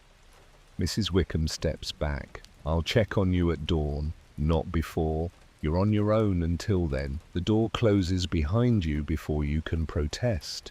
Alone in the hallway outside the Sickroom. Heat leaks through the cracks. Can hear breathing inside. Labored. Wet. The death rattle. Someone is dying in there, has been dying for decades. Caught in the moment of death.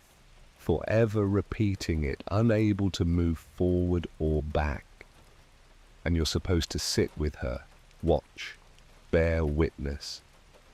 Victorian night nurses did this for wages, sat beside strangers while they died, held hands, wiped brows, emptied chamber pots full of blood and bile, watched bodies break down, stayed until the end.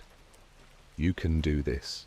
You have to do this. Push open the Sickroom door, step inside. The heat is immediate and crushing. The windows are sealed shut. Victorian doctors believed fresh air was dangerous for fever patients. The fire in the hearth burns too hot, flames leaping, coals piled high, kettles steaming on the grate.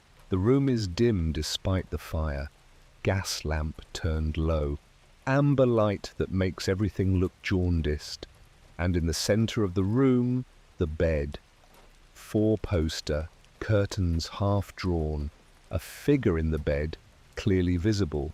Female, adult, lying very still under layers of sweat-stained sheets. Approach slowly. She doesn't move, doesn't acknowledge you, but she's breathing, can hear it. See the sheets rise and fall in irregular rhythm. Closer now, see her face. Late 20s, maybe 30. Features that might have been beautiful once, now gaunt, waxen, skin the color of old paper. Dark hair plastered to her forehead with sweat spread on the pillow like a final decoration. Lips dry, cracked, slightly parted. Each breath a struggle, each exhale a small victory. Eyes closed but moving beneath the lids. Rapid eye movement, dreaming or delirious. Her hands are visible on top of the covers. Thin, knuckles too prominent. One hand clutches the sheet edge so hard, her knuckles are white. The breathing changes, skips, double breath. Pause too long, gasp. Cheney Stokes breathing, the pattern of the dying. Check the nightstand.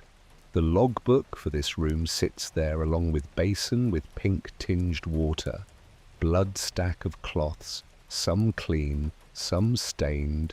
Bottle of laudanum, opium tincture for pain.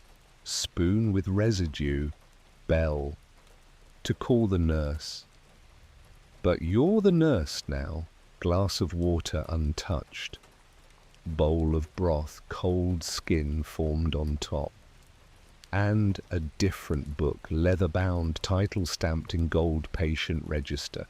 Open it with trembling hands. The entries go back years.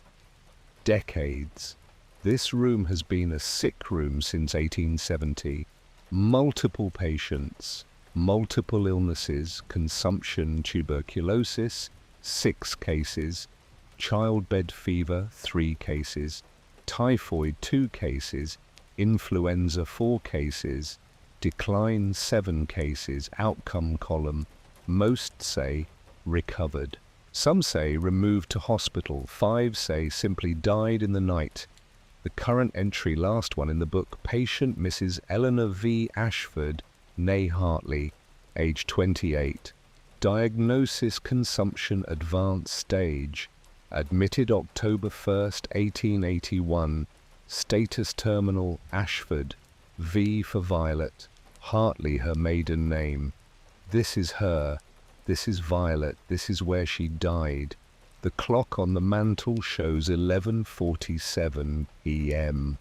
Check the patient log on the nightstand. Last entry in different handwriting, the previous nurse. 11:47 p.m. Doctor could do nothing more. Patient unresponsive. Pulse weak. Breathing labored. Waiting. Look at the clock again. Still 11:47. Time has stopped. Frozen at the moment before death. The liminal space where life hasn't ended but can't continue. The patient in the bed gasps, a wet rattling sound. Her eyes open. She's looking directly at you. Water. The word comes out as a croak. Barely audible. Her throat raw from coughing. Freeze. Mrs.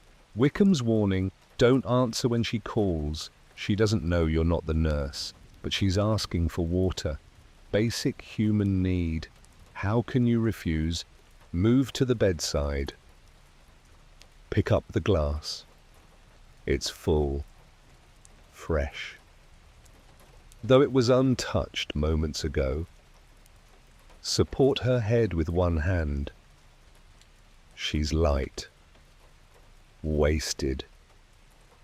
Consumption has eaten her from inside. Can feel the bones of her skull through the thin skin.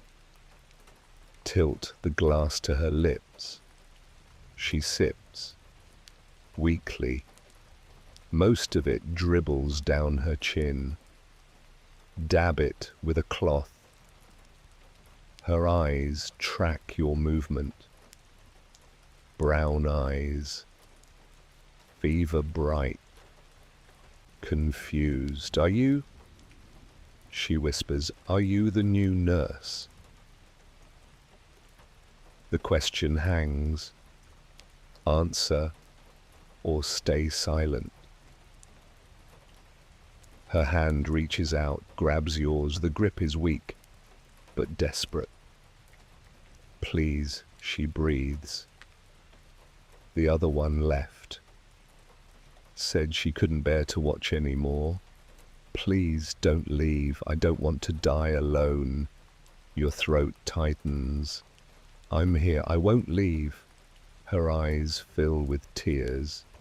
Thank you. Thank you. I'm so frightened. I know it hurts. Everything hurts. My chest feels like it's full of broken glass. Every breath cuts. Is this how it ends? Lower her head back to the pillow gently. She releases your hand. Falls back exhausted from the small effort of drinking. My children, she whispers. Have they? Does anyone know? She doesn't finish. Can't finish. The effort of speaking triggers a coughing fit. She convulses, body racking, hands clutching sheets, face turning red, then purple. Blood appears on her lips, bright red, fresh. Grab the cloths, try to help, wipe the blood, support her shoulders. Can't stop the coughing, can't ease it. The fit goes on and on, her whole body shaking. Blood soaking the cloth in your hand, more blood than seems possible. Finally it subsides. She collapses back, gasping, crying. Blood smeared on her chin, her nightgown, the sheets. I'm sorry, she wheezes. I'm sorry. So disgusting. So sorry. No, your voice is firm. No, you have nothing to apologize for. Victorian ladies aren't supposed to... We're supposed to be delicate, refined, not coughing blood like animals. You're sick. You're allowed to be sick. She laughs. Bitter, broken sound. Allowed. As if permission matters. As if being proper could save me. Her hand finds yours again. Stronger grip this time. Urgent. My baby, she says. My violet rose, is she... Do you know what happened to her? Oh God, she doesn't remember. Or remembers wrong. Fever confusion or death's mercy, she doesn't know her baby is already gone. Your baby is... Can't say... Dead. Can't break her heart again. Your baby is safe. She's waiting for you, waiting where you're going. When you're ready, understanding flickers in her eyes, then acceptance, then relief. Good, good. I failed her once, gave her that cursed medicine, but I can be with her again, really, yes, really. She settles back, breathing still labored but calmer. Some of the fear leaves her face.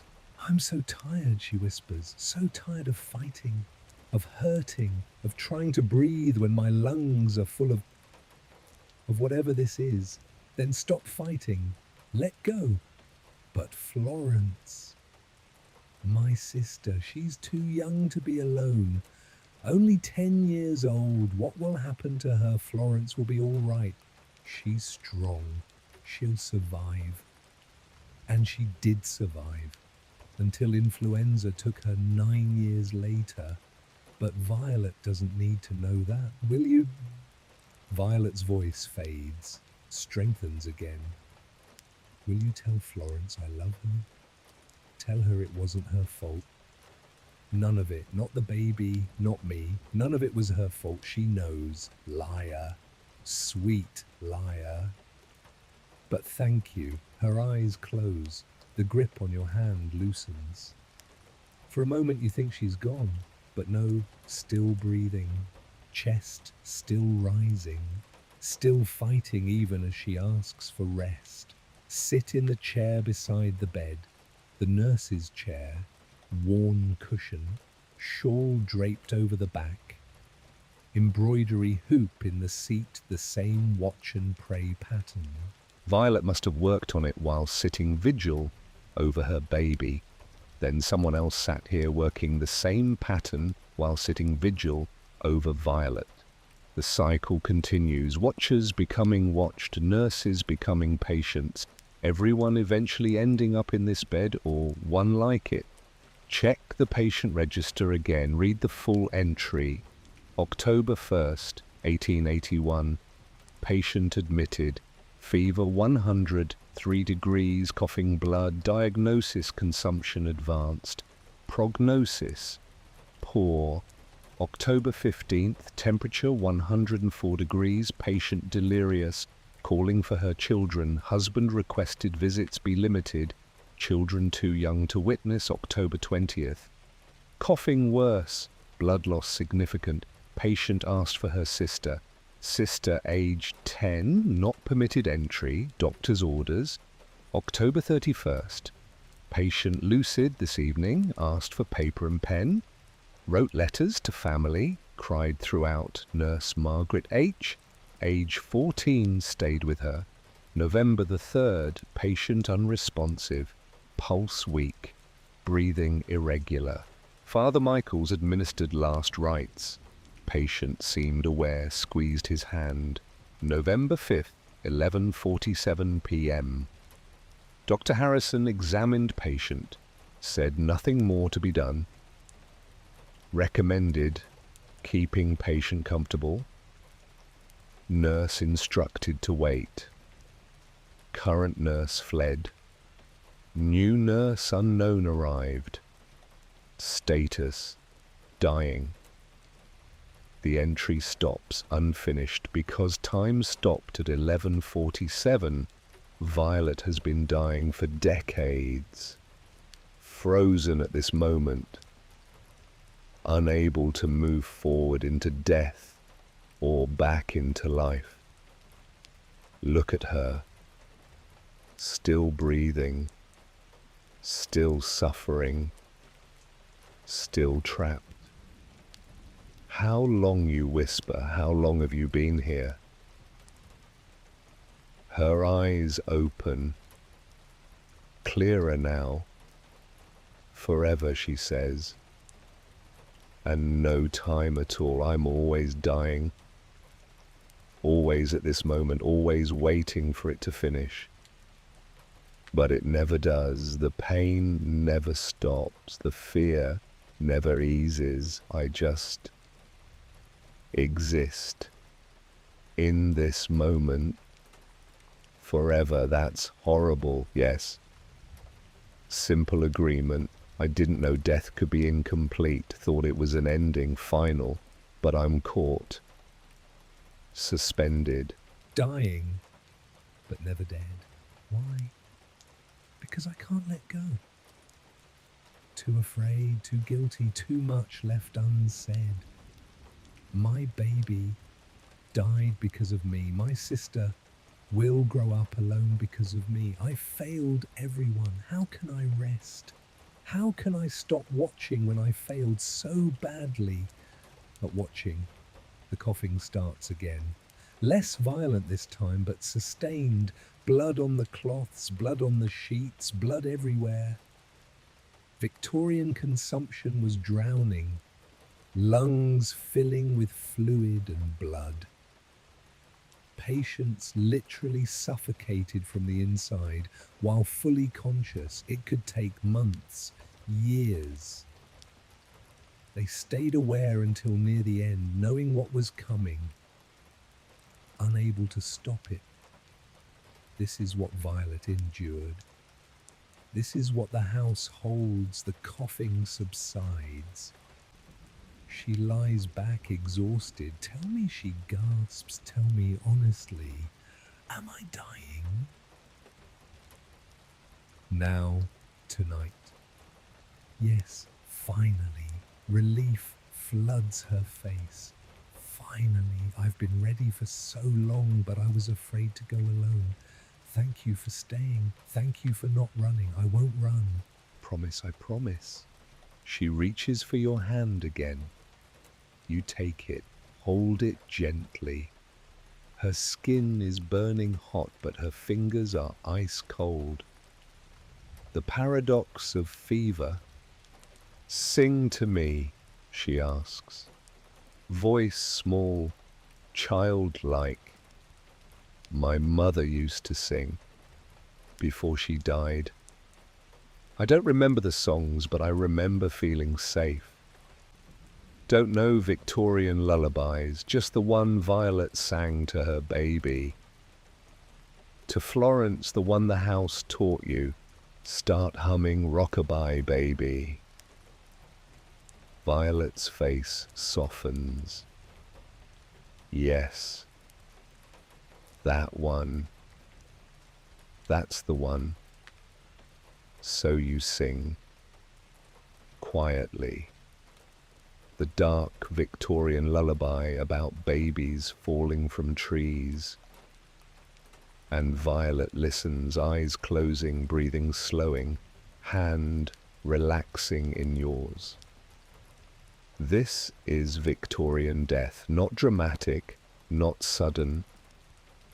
Just slow surrender while someone holds your hand and sings and waits with you. Sing the lullaby through 3 times before her breathing changes again. The clock still reads 11:47.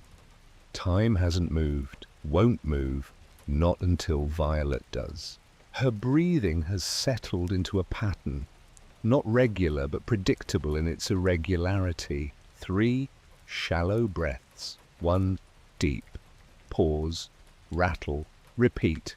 Maintain the vigil, sitting in the nurse's chair, holding her hand when she reaches for comfort, wiping her brow when fever sweat pools, giving water when she can swallow. Just being present. This is what Victorian night nurses did. For wages, for duty, sometimes for compassion.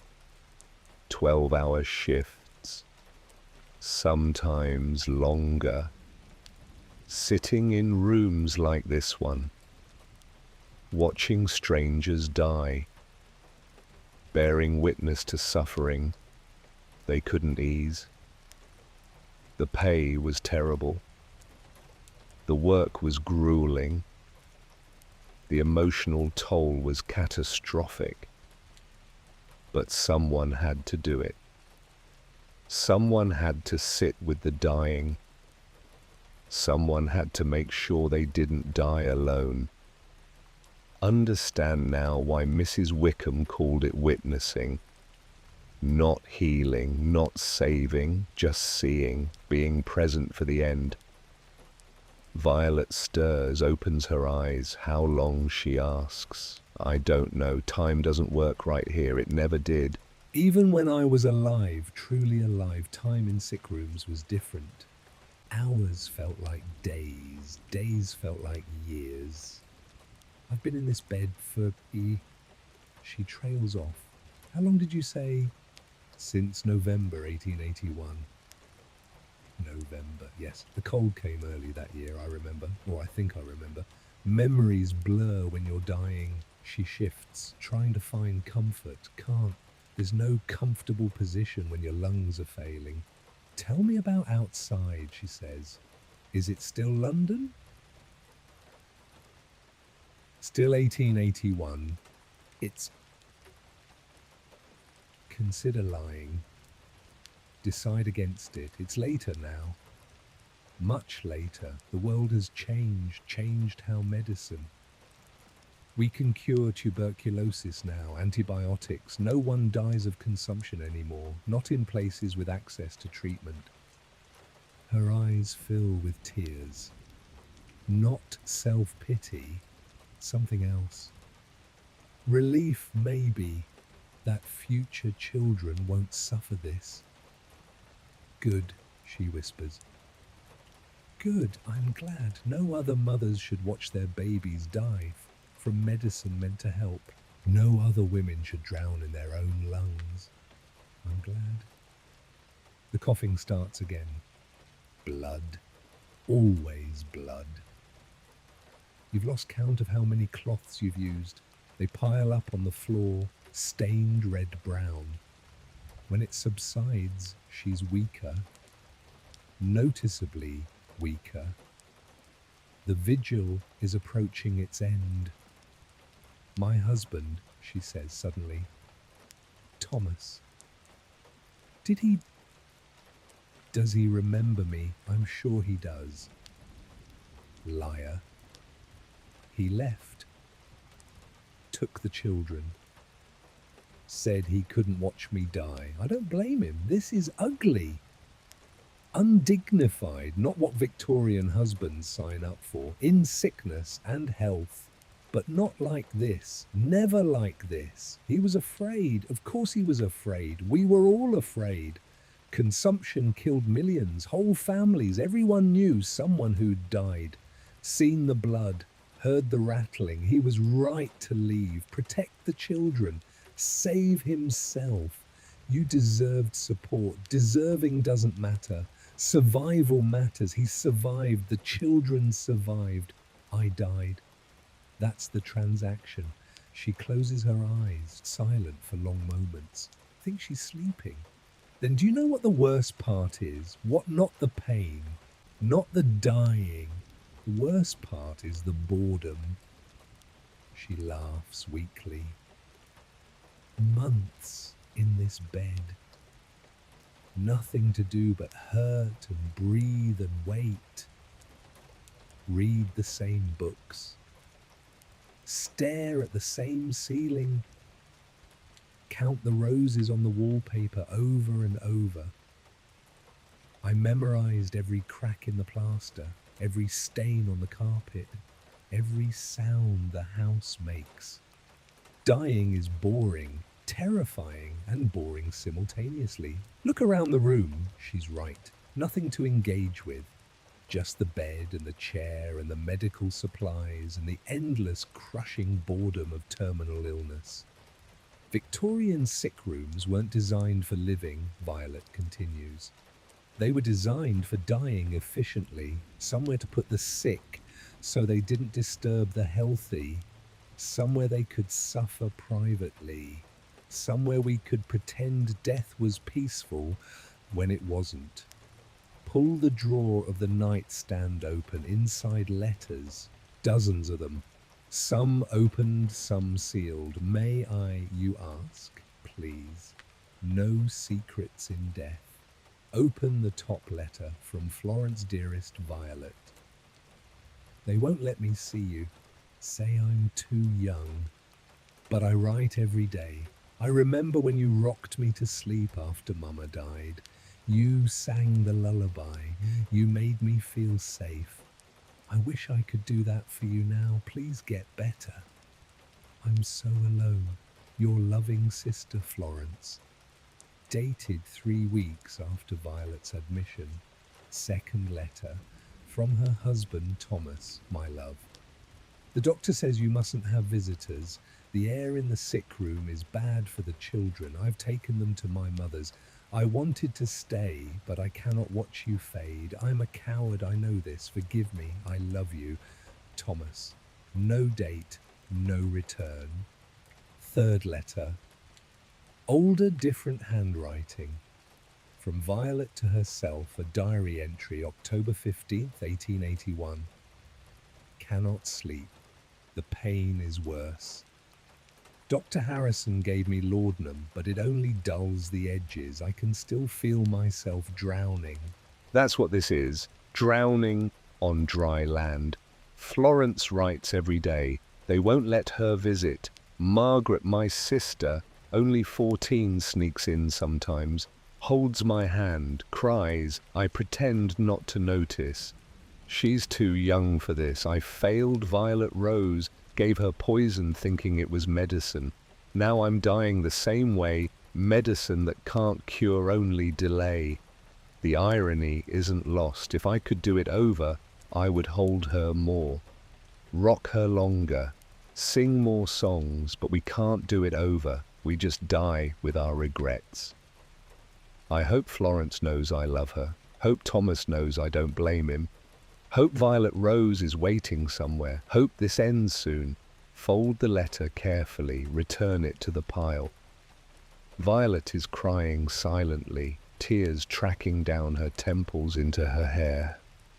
I forgot I wrote that, she whispers. Forgot how much it hurt. Remembering is cruel. Forgetting would be worse. Would it? I'm not sure anymore. This house won't let me forget. Won't let me stop hurting. Keeps me here replaying the worst moments. Maybe forgetting is mercy. Maybe oblivion is kinder than eternal memory. Her hand finds yours again, grips tight. When I die, really die, finally die, will I forget? Will all this pain disappear? I don't know. Honesty, thank you. She squeezes your hand. Don't lie to dying people. We've had enough lies. Medicine will help. Prayer will save you. Death will be peaceful. All lies. Truth is rare, precious. The fire pops, a log settling. The room is still stifling, but Violet shivers. Cold, she murmurs. How can I be burning with fever and freezing simultaneously? Remember the guest chamber, the bed warmer, the layers of blankets that didn't help. Victorian sick people were trapped between fever heat and mortal cold. The cold that comes when the body starts shutting down, when blood stops reaching extremities, when death begins its work from outside in. Your feet, Violet says. Can you check if my feet are still there? I can't feel them. Pull back the covers at the foot of the bed. Her feet are visible, pale, waxy, blue-tinged. They're there, you assure her. Liar. Nice liar. I can tell from your voice they look dead already. She's right. The extremities are dying first, the body conserving heat for vital organs, giving up the periphery to save the center. It won't work. The center is failing too, but the body tries anyway. Cover her feet again. Tuck the blankets tight. Victorian death is so slow, Violet says. I've been dying for weeks. Months if you count from first diagnosis. When does it end? When does the actual ending happen? Soon. Promise. Promise. Good. I'm ready. I've been for so long. Just needed someone to sit with me. Someone to hold my hand. Someone to say, it's all right to let go. Her breathing slows further. And then stops, just like in the nursery. One breath. Then nothing. Wait. Count to 30. Check her pulse at her wrist. Nothing, but her eyes open. She's not gone yet. I'm frightened, she gasps. So frightened. Don't let me die frightened, please. The death fear, the thing every dying person faces, the terror of non-existence. Victorian religion promised heaven, promised reunion, promised eternal life. But in the final moments faced with actual death, faith wavers. Fear wins. Grab her hand. Hold tight. I'm here. Right here, holding your hand. You're not alone. Whatever happens, you're not alone in this moment. Promise, promise. Don't let go. I won't let go. She clutches your hand with surprising strength. The panic eases slightly. Breathing slows, still labored but less frantic. Talk to me, she pleads. Tell me about the future, the one where consumption is cured. Tell me it's better, so you talk. Tell her about antibiotics, about vaccines, about infant mortality dropping from 1 in 4 to almost nothing, about women living past 40, past 50, past 80, about medicine that works, about painkillers that actually kill pain. She listens, eyes fixed on your face, drinking in the words like water. It sounds like heaven, she whispers. Medicine that works. Babies who live. Women who don't die from being exhausted. It sounds like paradise. It's better. Not perfect, but better. Good. I'm glad. I'm glad someone's children will live. Someone's mothers will survive. It wasn't all for nothing then. Our dying meant something. Taught you what killed us. Taught you how to fix it. Her grip loosens. The fear has passed, replaced by something else. Acceptance. Real acceptance this time. I'm ready now, she says. Calm, clear. I was frightened, but I'm ready. Thank you for staying. Thank you for talking. Thank you for not lying about the fear. You're welcome. One more thing, anything. Tell Florence, my sister. Tell her I loved her. Tell her the house shouldn't keep her. Tell her she can leave. She has my permission. Tell her to live, marry, have children who survive, break the cycle. Tell her. I'll tell her. Thank you. She closes her eyes. The fight goes out of her body. Muscles relax. Jaw slackens. This is the surrender, the moment when the dying stop fighting. Her breathing continues, but different now. No more panic, no more resistance, just the body's automatic function winding down. Watch. Hold her hand. Bear witness. This is what Victorian night nurses did. Sat with the dying through the fear, through the anger, through the pain, and finally, through the letting go. No heroics, no miracles, just presence, just witnessing, just being human in the face of inhumanity. The clock advances. 11:58 p.m., nearly midnight. The death hour. Violet's breathing slows further. Count the seconds between breaths. 10, 15, 20. This is it. This is the approach. Lean close. Whisper it's okay to go. Your daughter is waiting. You can rest now. The watching is over. The fighting is over. You can let go. She draws one more breath. Deep. Holds it. Releases. And doesn't draw another. 30 seconds, 40, 1 minute, no breath. Check her pulse, nothing. Skin cooling already. She's gone. Finally, after decades of dying, after years of being trapped at 11:47, after countless repetitions of this moment, Violet has died, and this time it's final. The clock strikes midnight. The chime is loud, final. The sound of an ending. As the 12th chime fades, the room changes. The oppressive heat lifts. The windows sealed for decades burst open. Fresh air rushes in. Cold November air that smells of fog and coal smoke and life. The curtains billow. The fire in the hearth dims. The gas lamp brightens, and Violet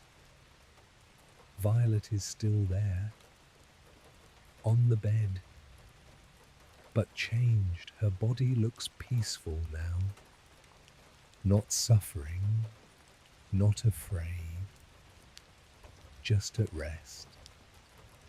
The lines of pain have smoothed from her face. She looks young again. Looks like she might have looked before consumption, before grief, before medicine that killed her baby. Still holding her hand. It's growing cold, but don't let go. Not yet. This is the vigil's end, the job completion. You stayed, you witnessed, you held her hand through dying. Victorian nurses did this dozens of times, hundreds of times.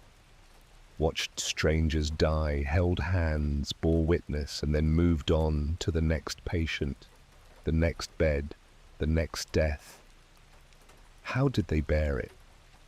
How did they keep doing it? Maybe they didn't. Maybe it broke them. Maybe that's why Victorian nurses often died young, not from disease, but from heartbreak, from accumulated grief, from witnessing too much suffering.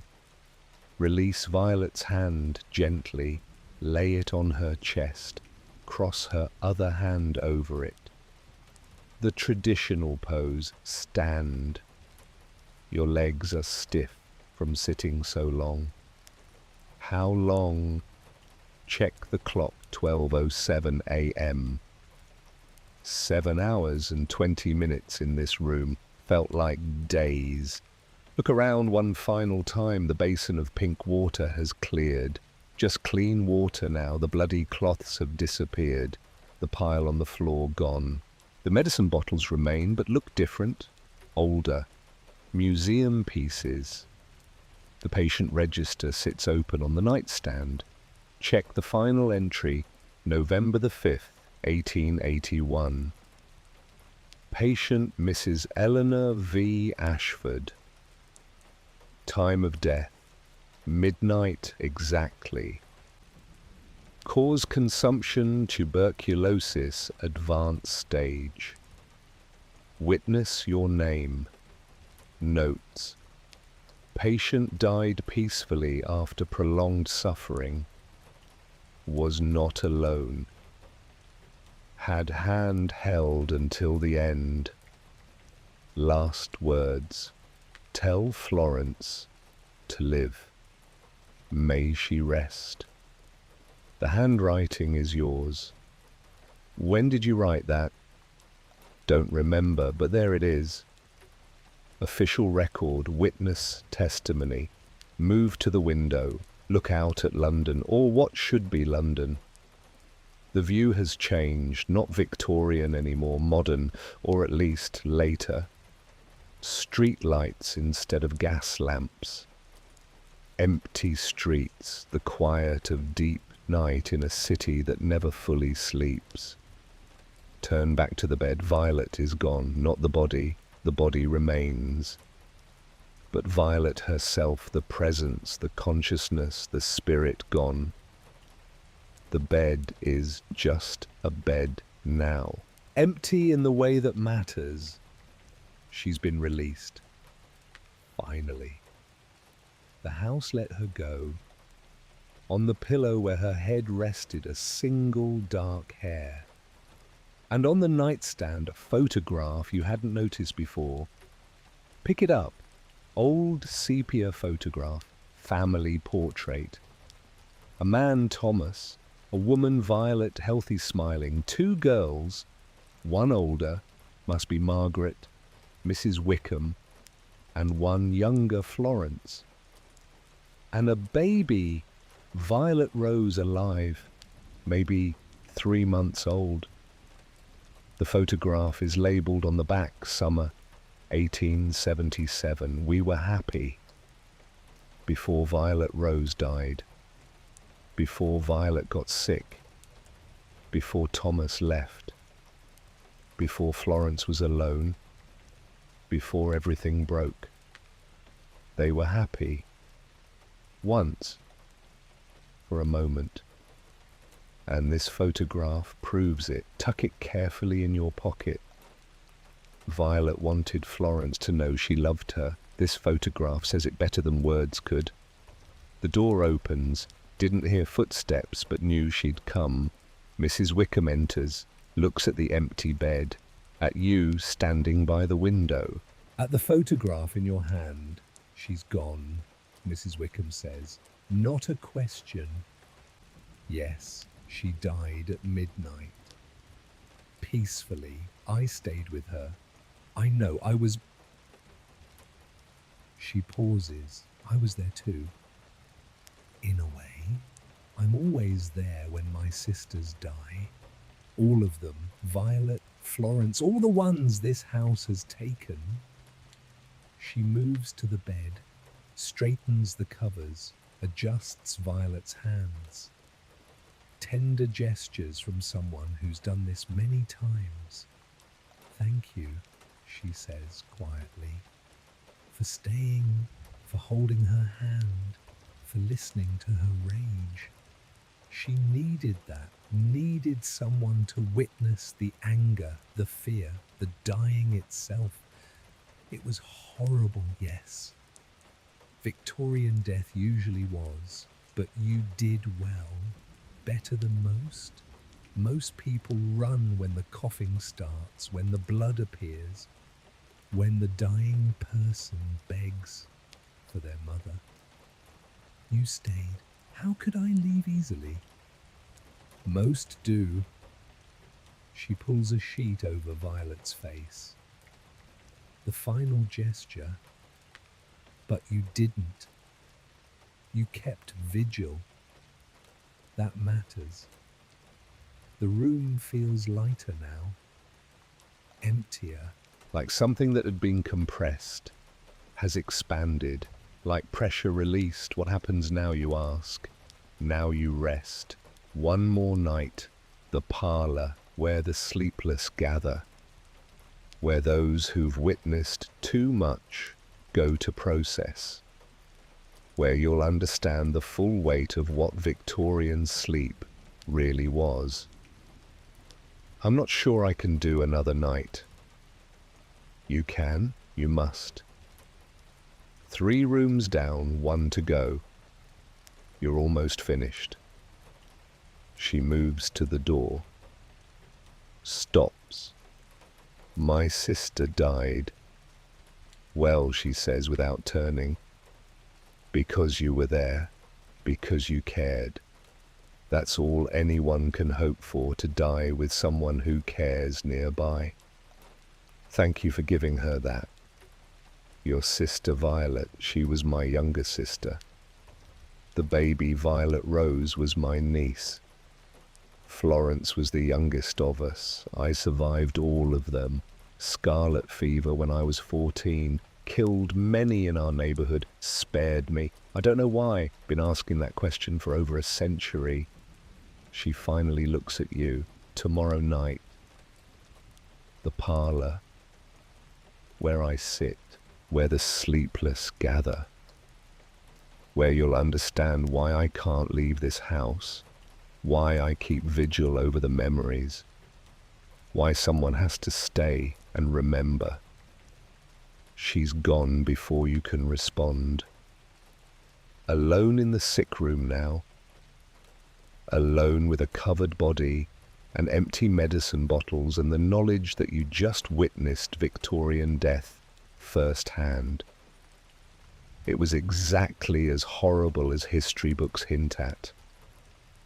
And worse, because history books don't include the fear, the boredom, the exhaustion, the anger at God and medicine and fate. History sanitizes, makes death noble or tragic or meaningful. This was none of those things. This was a woman drowning in her own lungs while calling for her mother. This was medicine that couldn't help. This was a husband who left, and a sister too young to visit, and a baby already dead from poison sold as cure. This was Victorian death in its rawest form. And you bore witness. In the logbook write one final entry, November 5th, 1881. Patient deceased. I sat with her for 7 hours and 20 minutes, held her hand, listened to her rage, watched her die. Victorian death was slow and conscious and terrifying, but it wasn't without love. Nurses stayed, witnesses remained. Someone was always there. Tonight, I was that someone. Tomorrow, the parlor, where the watchers go when they can't stop watching. I'm not ready. But Victorian nurses weren't ready either. They did it anyway. So will I. Leave the sick room, close the door gently. In the hallway, dawn is breaking. Survived another night. One more to go. Sunset comes with devastating quickness. 4:30 p.m. and the November light is already dying. Victorian winters were defined by darkness. Long nights, brief days. Endless cold stand before the parlor doors. They're imposing. Mahogany double doors with brass handles shaped like lion heads. The kind of doors that announce importance.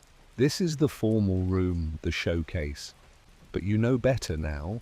Behind formal doors sit informal truths, human truths, grief truths.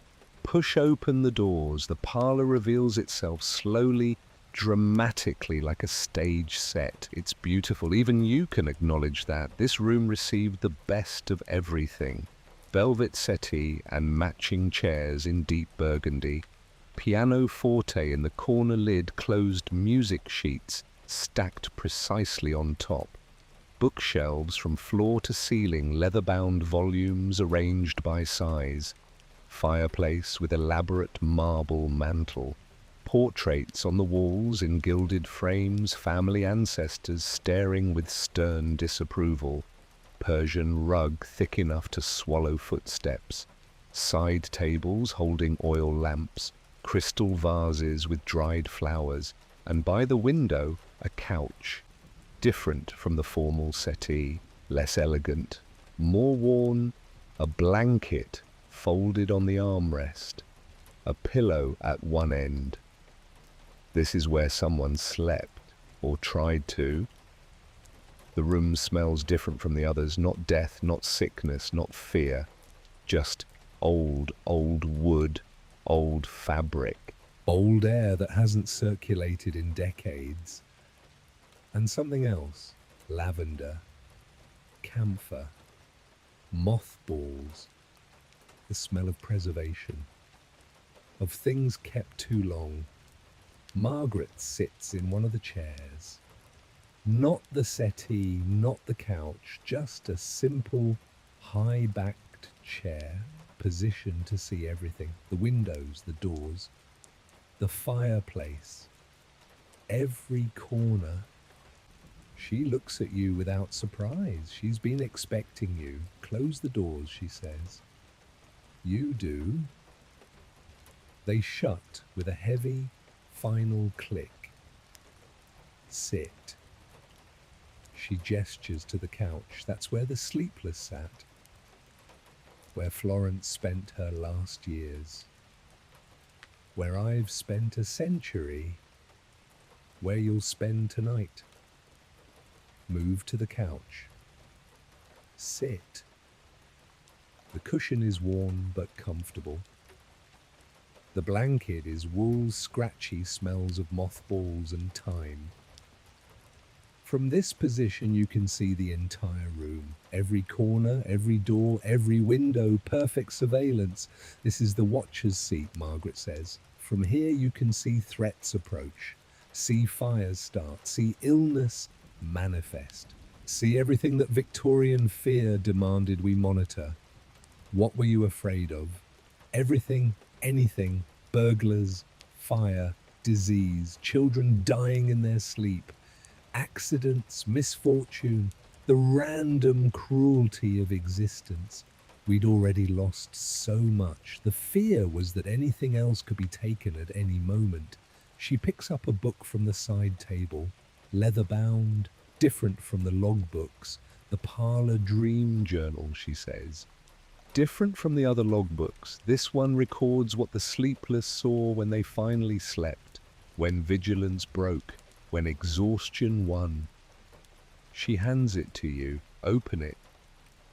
The entries are strange, half legible, fragmentary. March 18th, 78. Fell asleep in chair. Dreamed the baby was crying. Woke. She was already dead. Dreamed. Better than remembering. V. 1878. April. Mamma sits in parlor all night now. Doesn't move. Doesn't blink. I bring tea. She doesn't drink. Just watches. What is she watching for? FH 7. 1881. February. Can't sleep. When I close eyes, I see her face. Violet, Rose, Violet. Both of them. Gone. Better to stay awake. Watching is easier than dreaming. V. 1881. November. Sister died tonight. Wasn't there. They wouldn't let me in the sick room. Said too young.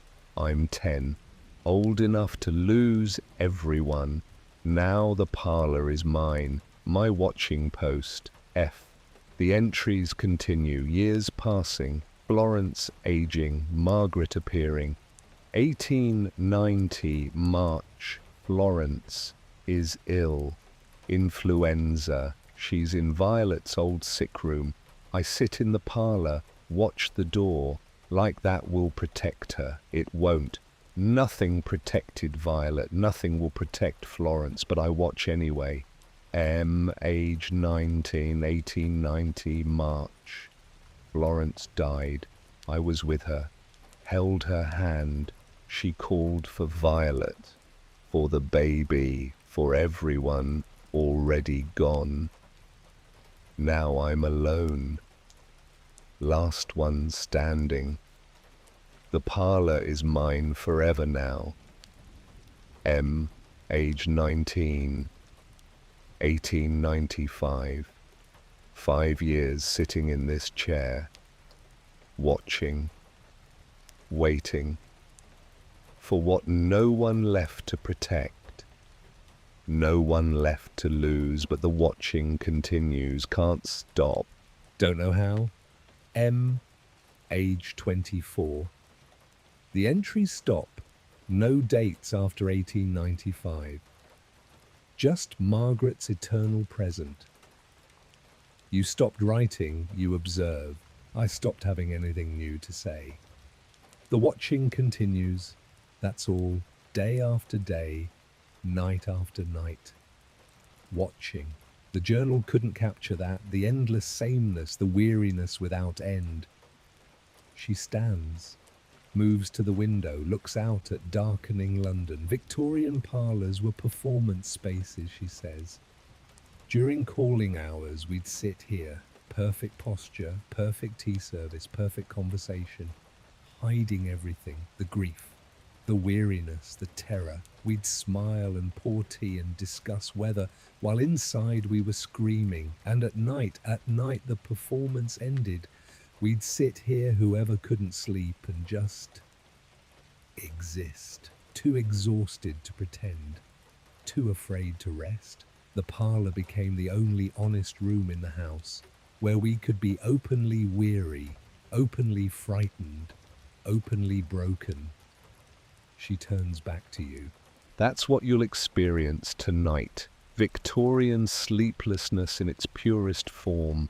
Not the cold of the guest chamber, not the grief of the nursery, not the death of the sick room, just the aftermath, the survival, the endless watching that becomes your entire identity.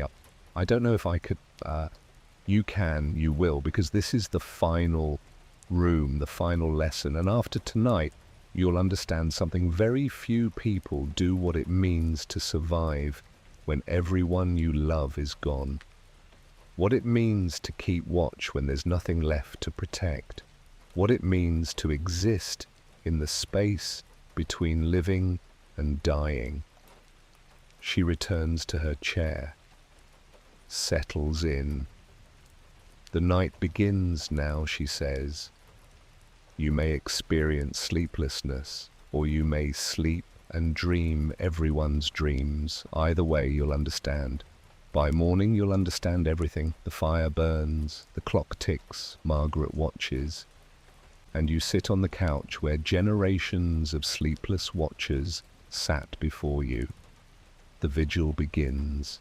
The first hour passes in silence, just sitting, Margaret in her chair, you on the couch, the fire burning, the clock ticking. This is Victorian sleeplessness, not dramatic, not eventful, just sitting, existing, watching. Pick up the dream journal again, read more entries. 1882, third year without Violet Rose, third year sitting in this parlor.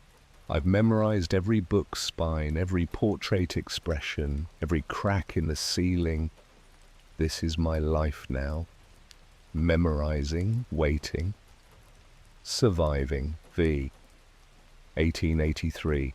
Father remarried, new wife, new children. They don't know about Violet Rose, about Violet, about any of it.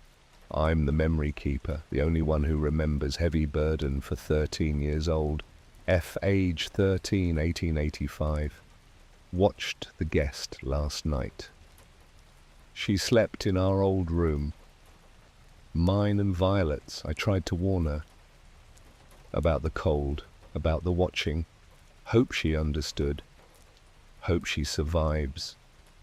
Most people run. F. age 14. Stop. Read that entry again. 1885, that was you. Florence watched you during your first night, tried to help. 1890, Florence grew up sad. Grew up watching, grew up preparing to lose everyone because everyone always left. And now influenza has her. The same illness that killed Mama's mother, that killed the neighbor children, that kills randomly and cruelly. I sit in the parlor and watch her door and pray, knowing prayer doesn't work, but trying anyway. M. age 19, 1890 later. She's dead. Florence is dead. I was with her. She asked for Violet, asked for the baby, asked for everyone in heaven, assuming heaven exists. Maybe it does. Maybe they're all together, and I'm alone, down here, watching an empty house. M. age 19, 1891. The house feels different now, like it's holding them. Violet, Violet Rose, Florence, all of them present but not. I hear footsteps, humming, giggling. Is this madness? Or is the house truly haunted? Does it matter? I'm not leaving either way. M. age 20, 1895. I understand now. I'm part of the house. It's kept me, made me its keeper. I can't leave, not because I'm trapped, but because leaving means abandoning them. Their memories, their suffering. Someone has to remember, someone has to witness. That's my purpose now. Eternal witness. M. age 24. The final entry. Her realization, her acceptance. Look at Margaret. She's still watching, still vigilant, still keeping her eternal post. You read my acceptance, she says, without looking at you. Yes, you chose to stay. Did I? Or did the house choose me? Hard to say after a century.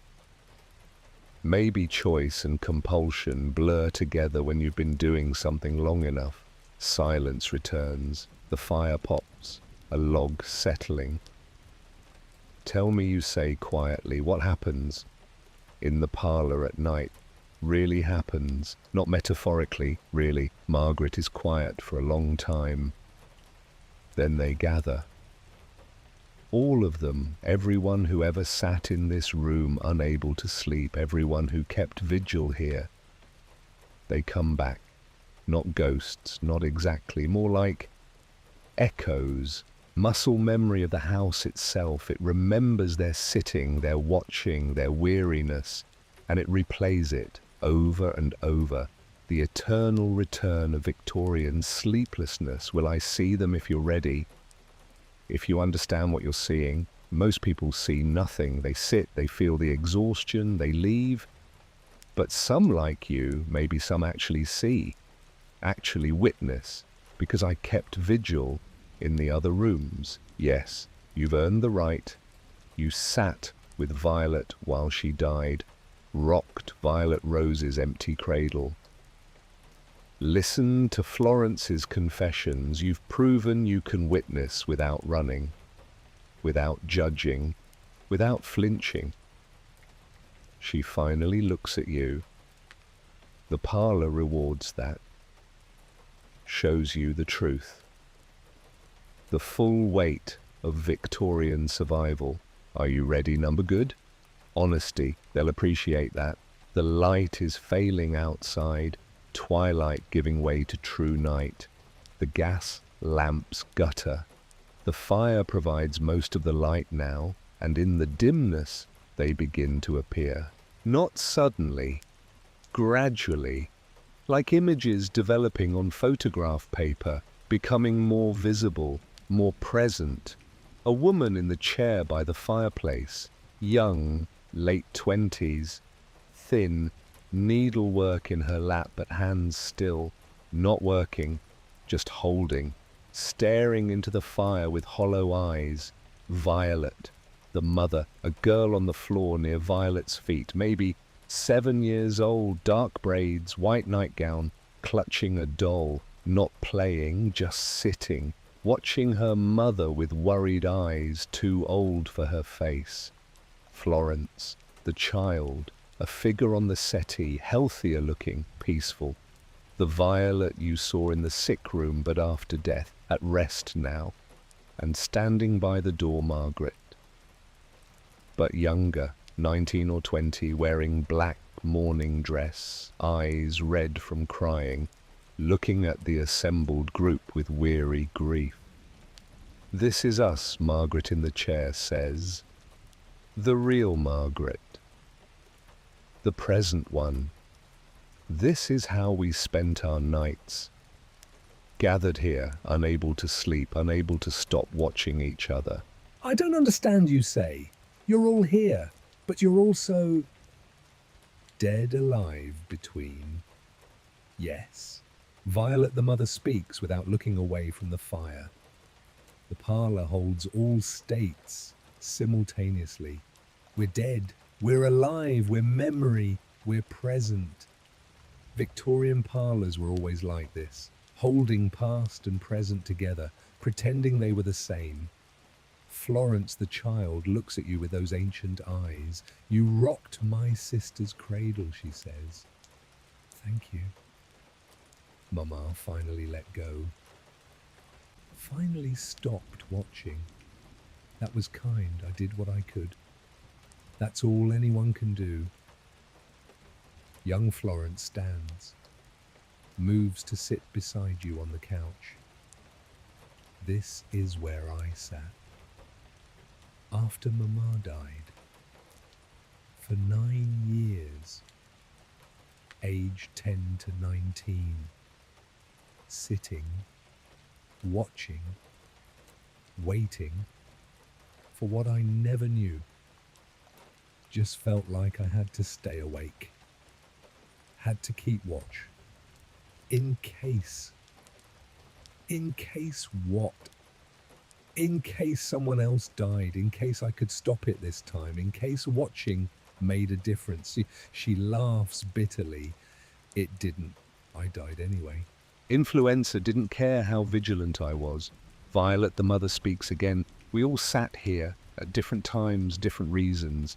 but the same weariness, the same fear, the same inability to rest. Victorian women were professional watchers, professional worriers, professional survivors of everyone else's death. The younger Margaret by the door steps forward.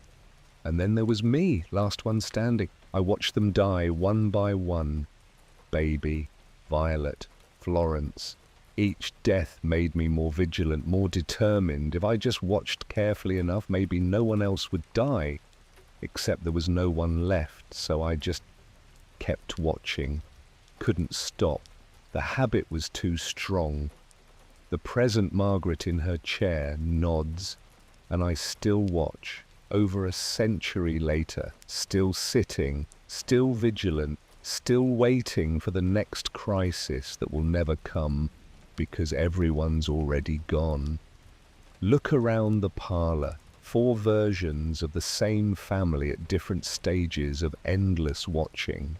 This is Victorian survival present, Margaret says. Not dramatic, not heroic, just sitting in chairs, watching, trying to stay awake, because sleeping meant failing to protect, even when there was nothing left to protect. The figures begin to fade, not leaving, just becoming less distinct. You'll sleep soon, Violet's ghost says. The parlor allows it, finally allows rest. But when you sleep, you'll dream our dreams, feel our weariness, understand what it meant to survive us. I'm not sure I want to. No one does. But understanding requires experiencing. That's why you're here.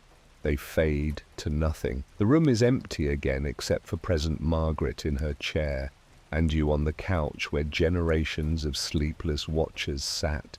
Your eyes are growing heavy. Let it come, Margaret says softly. The sleep, the dreams, the understanding. You've earned it. Your head sinks to the pillow. The mothball-scented pillow. Sleep pulls you under, and the dreams begin. Dream of watching. Not doing, just watching. You're Violet, the mother first. Sitting in the nursery. 3 a.m. baby. Violet Rose is breathing oddly. Too fast. Too slow. Lean over the cradle. Check. She's fine, she's fine, she's fine. But you can't stop checking. Can't stop watching. If you look away, she might stop breathing. Your vigilance keeps her alive. Must believe this. Otherwise, what's the point of staying awake? The scene shifts. You're Florence, age 7. Lying in the small bed in the nursery, pretending to sleep. Mama is in the rocking chair, crying, trying to be quiet but failing. You want to comfort her. But if you admit you're awake, she'll feel guilty for crying. So you stay still, eyes closed, performing sleep. Adding her burden to your own, because that's what children do.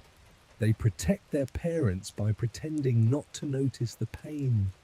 Shift again. You're Margaret, age 14, sitting in Violet's sick room. Not the night you witnessed, a different night, earlier. Violet is still coherent, still herself. She's trying to write letters to her children, hands shaking, coughing between words, blood spotting the paper. Don't let them forget me, Violet says. When I'm gone, make sure Florence remembers, make sure she knows I loved her, even when I was sick, even when I couldn't show it. Promise me, I promise, 14-year-old Margaret says. And don't let her blame herself. None of this is her fault. The baby, me, none of it. Children always think it's their fault. Make sure she knows it isn't. I will, but you know Margaret knows that Florence will blame herself anyway.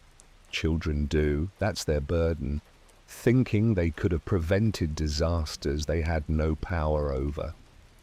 Violet coughs. blood, always blood. I'm so tired, Margaret, so tired of fighting. But I can't let go, not while Florence needs me. Who will watch over her? Who will rock her when she has nightmares? Who will... I will, Margaret promises. I'll watch over her. I'll rock her. I'll do everything. You can rest. I'll take care of it. Violet cries, relief mixed with guilt. You're too young. 14, you should be playing, dancing, being young, not sitting vigil over your dying sister. Someone has to. Yes. Someone has to. Violet grabs Margaret's hand. Thank you. Thank you for being strong enough, for watching when I can't anymore. The scene shifts again.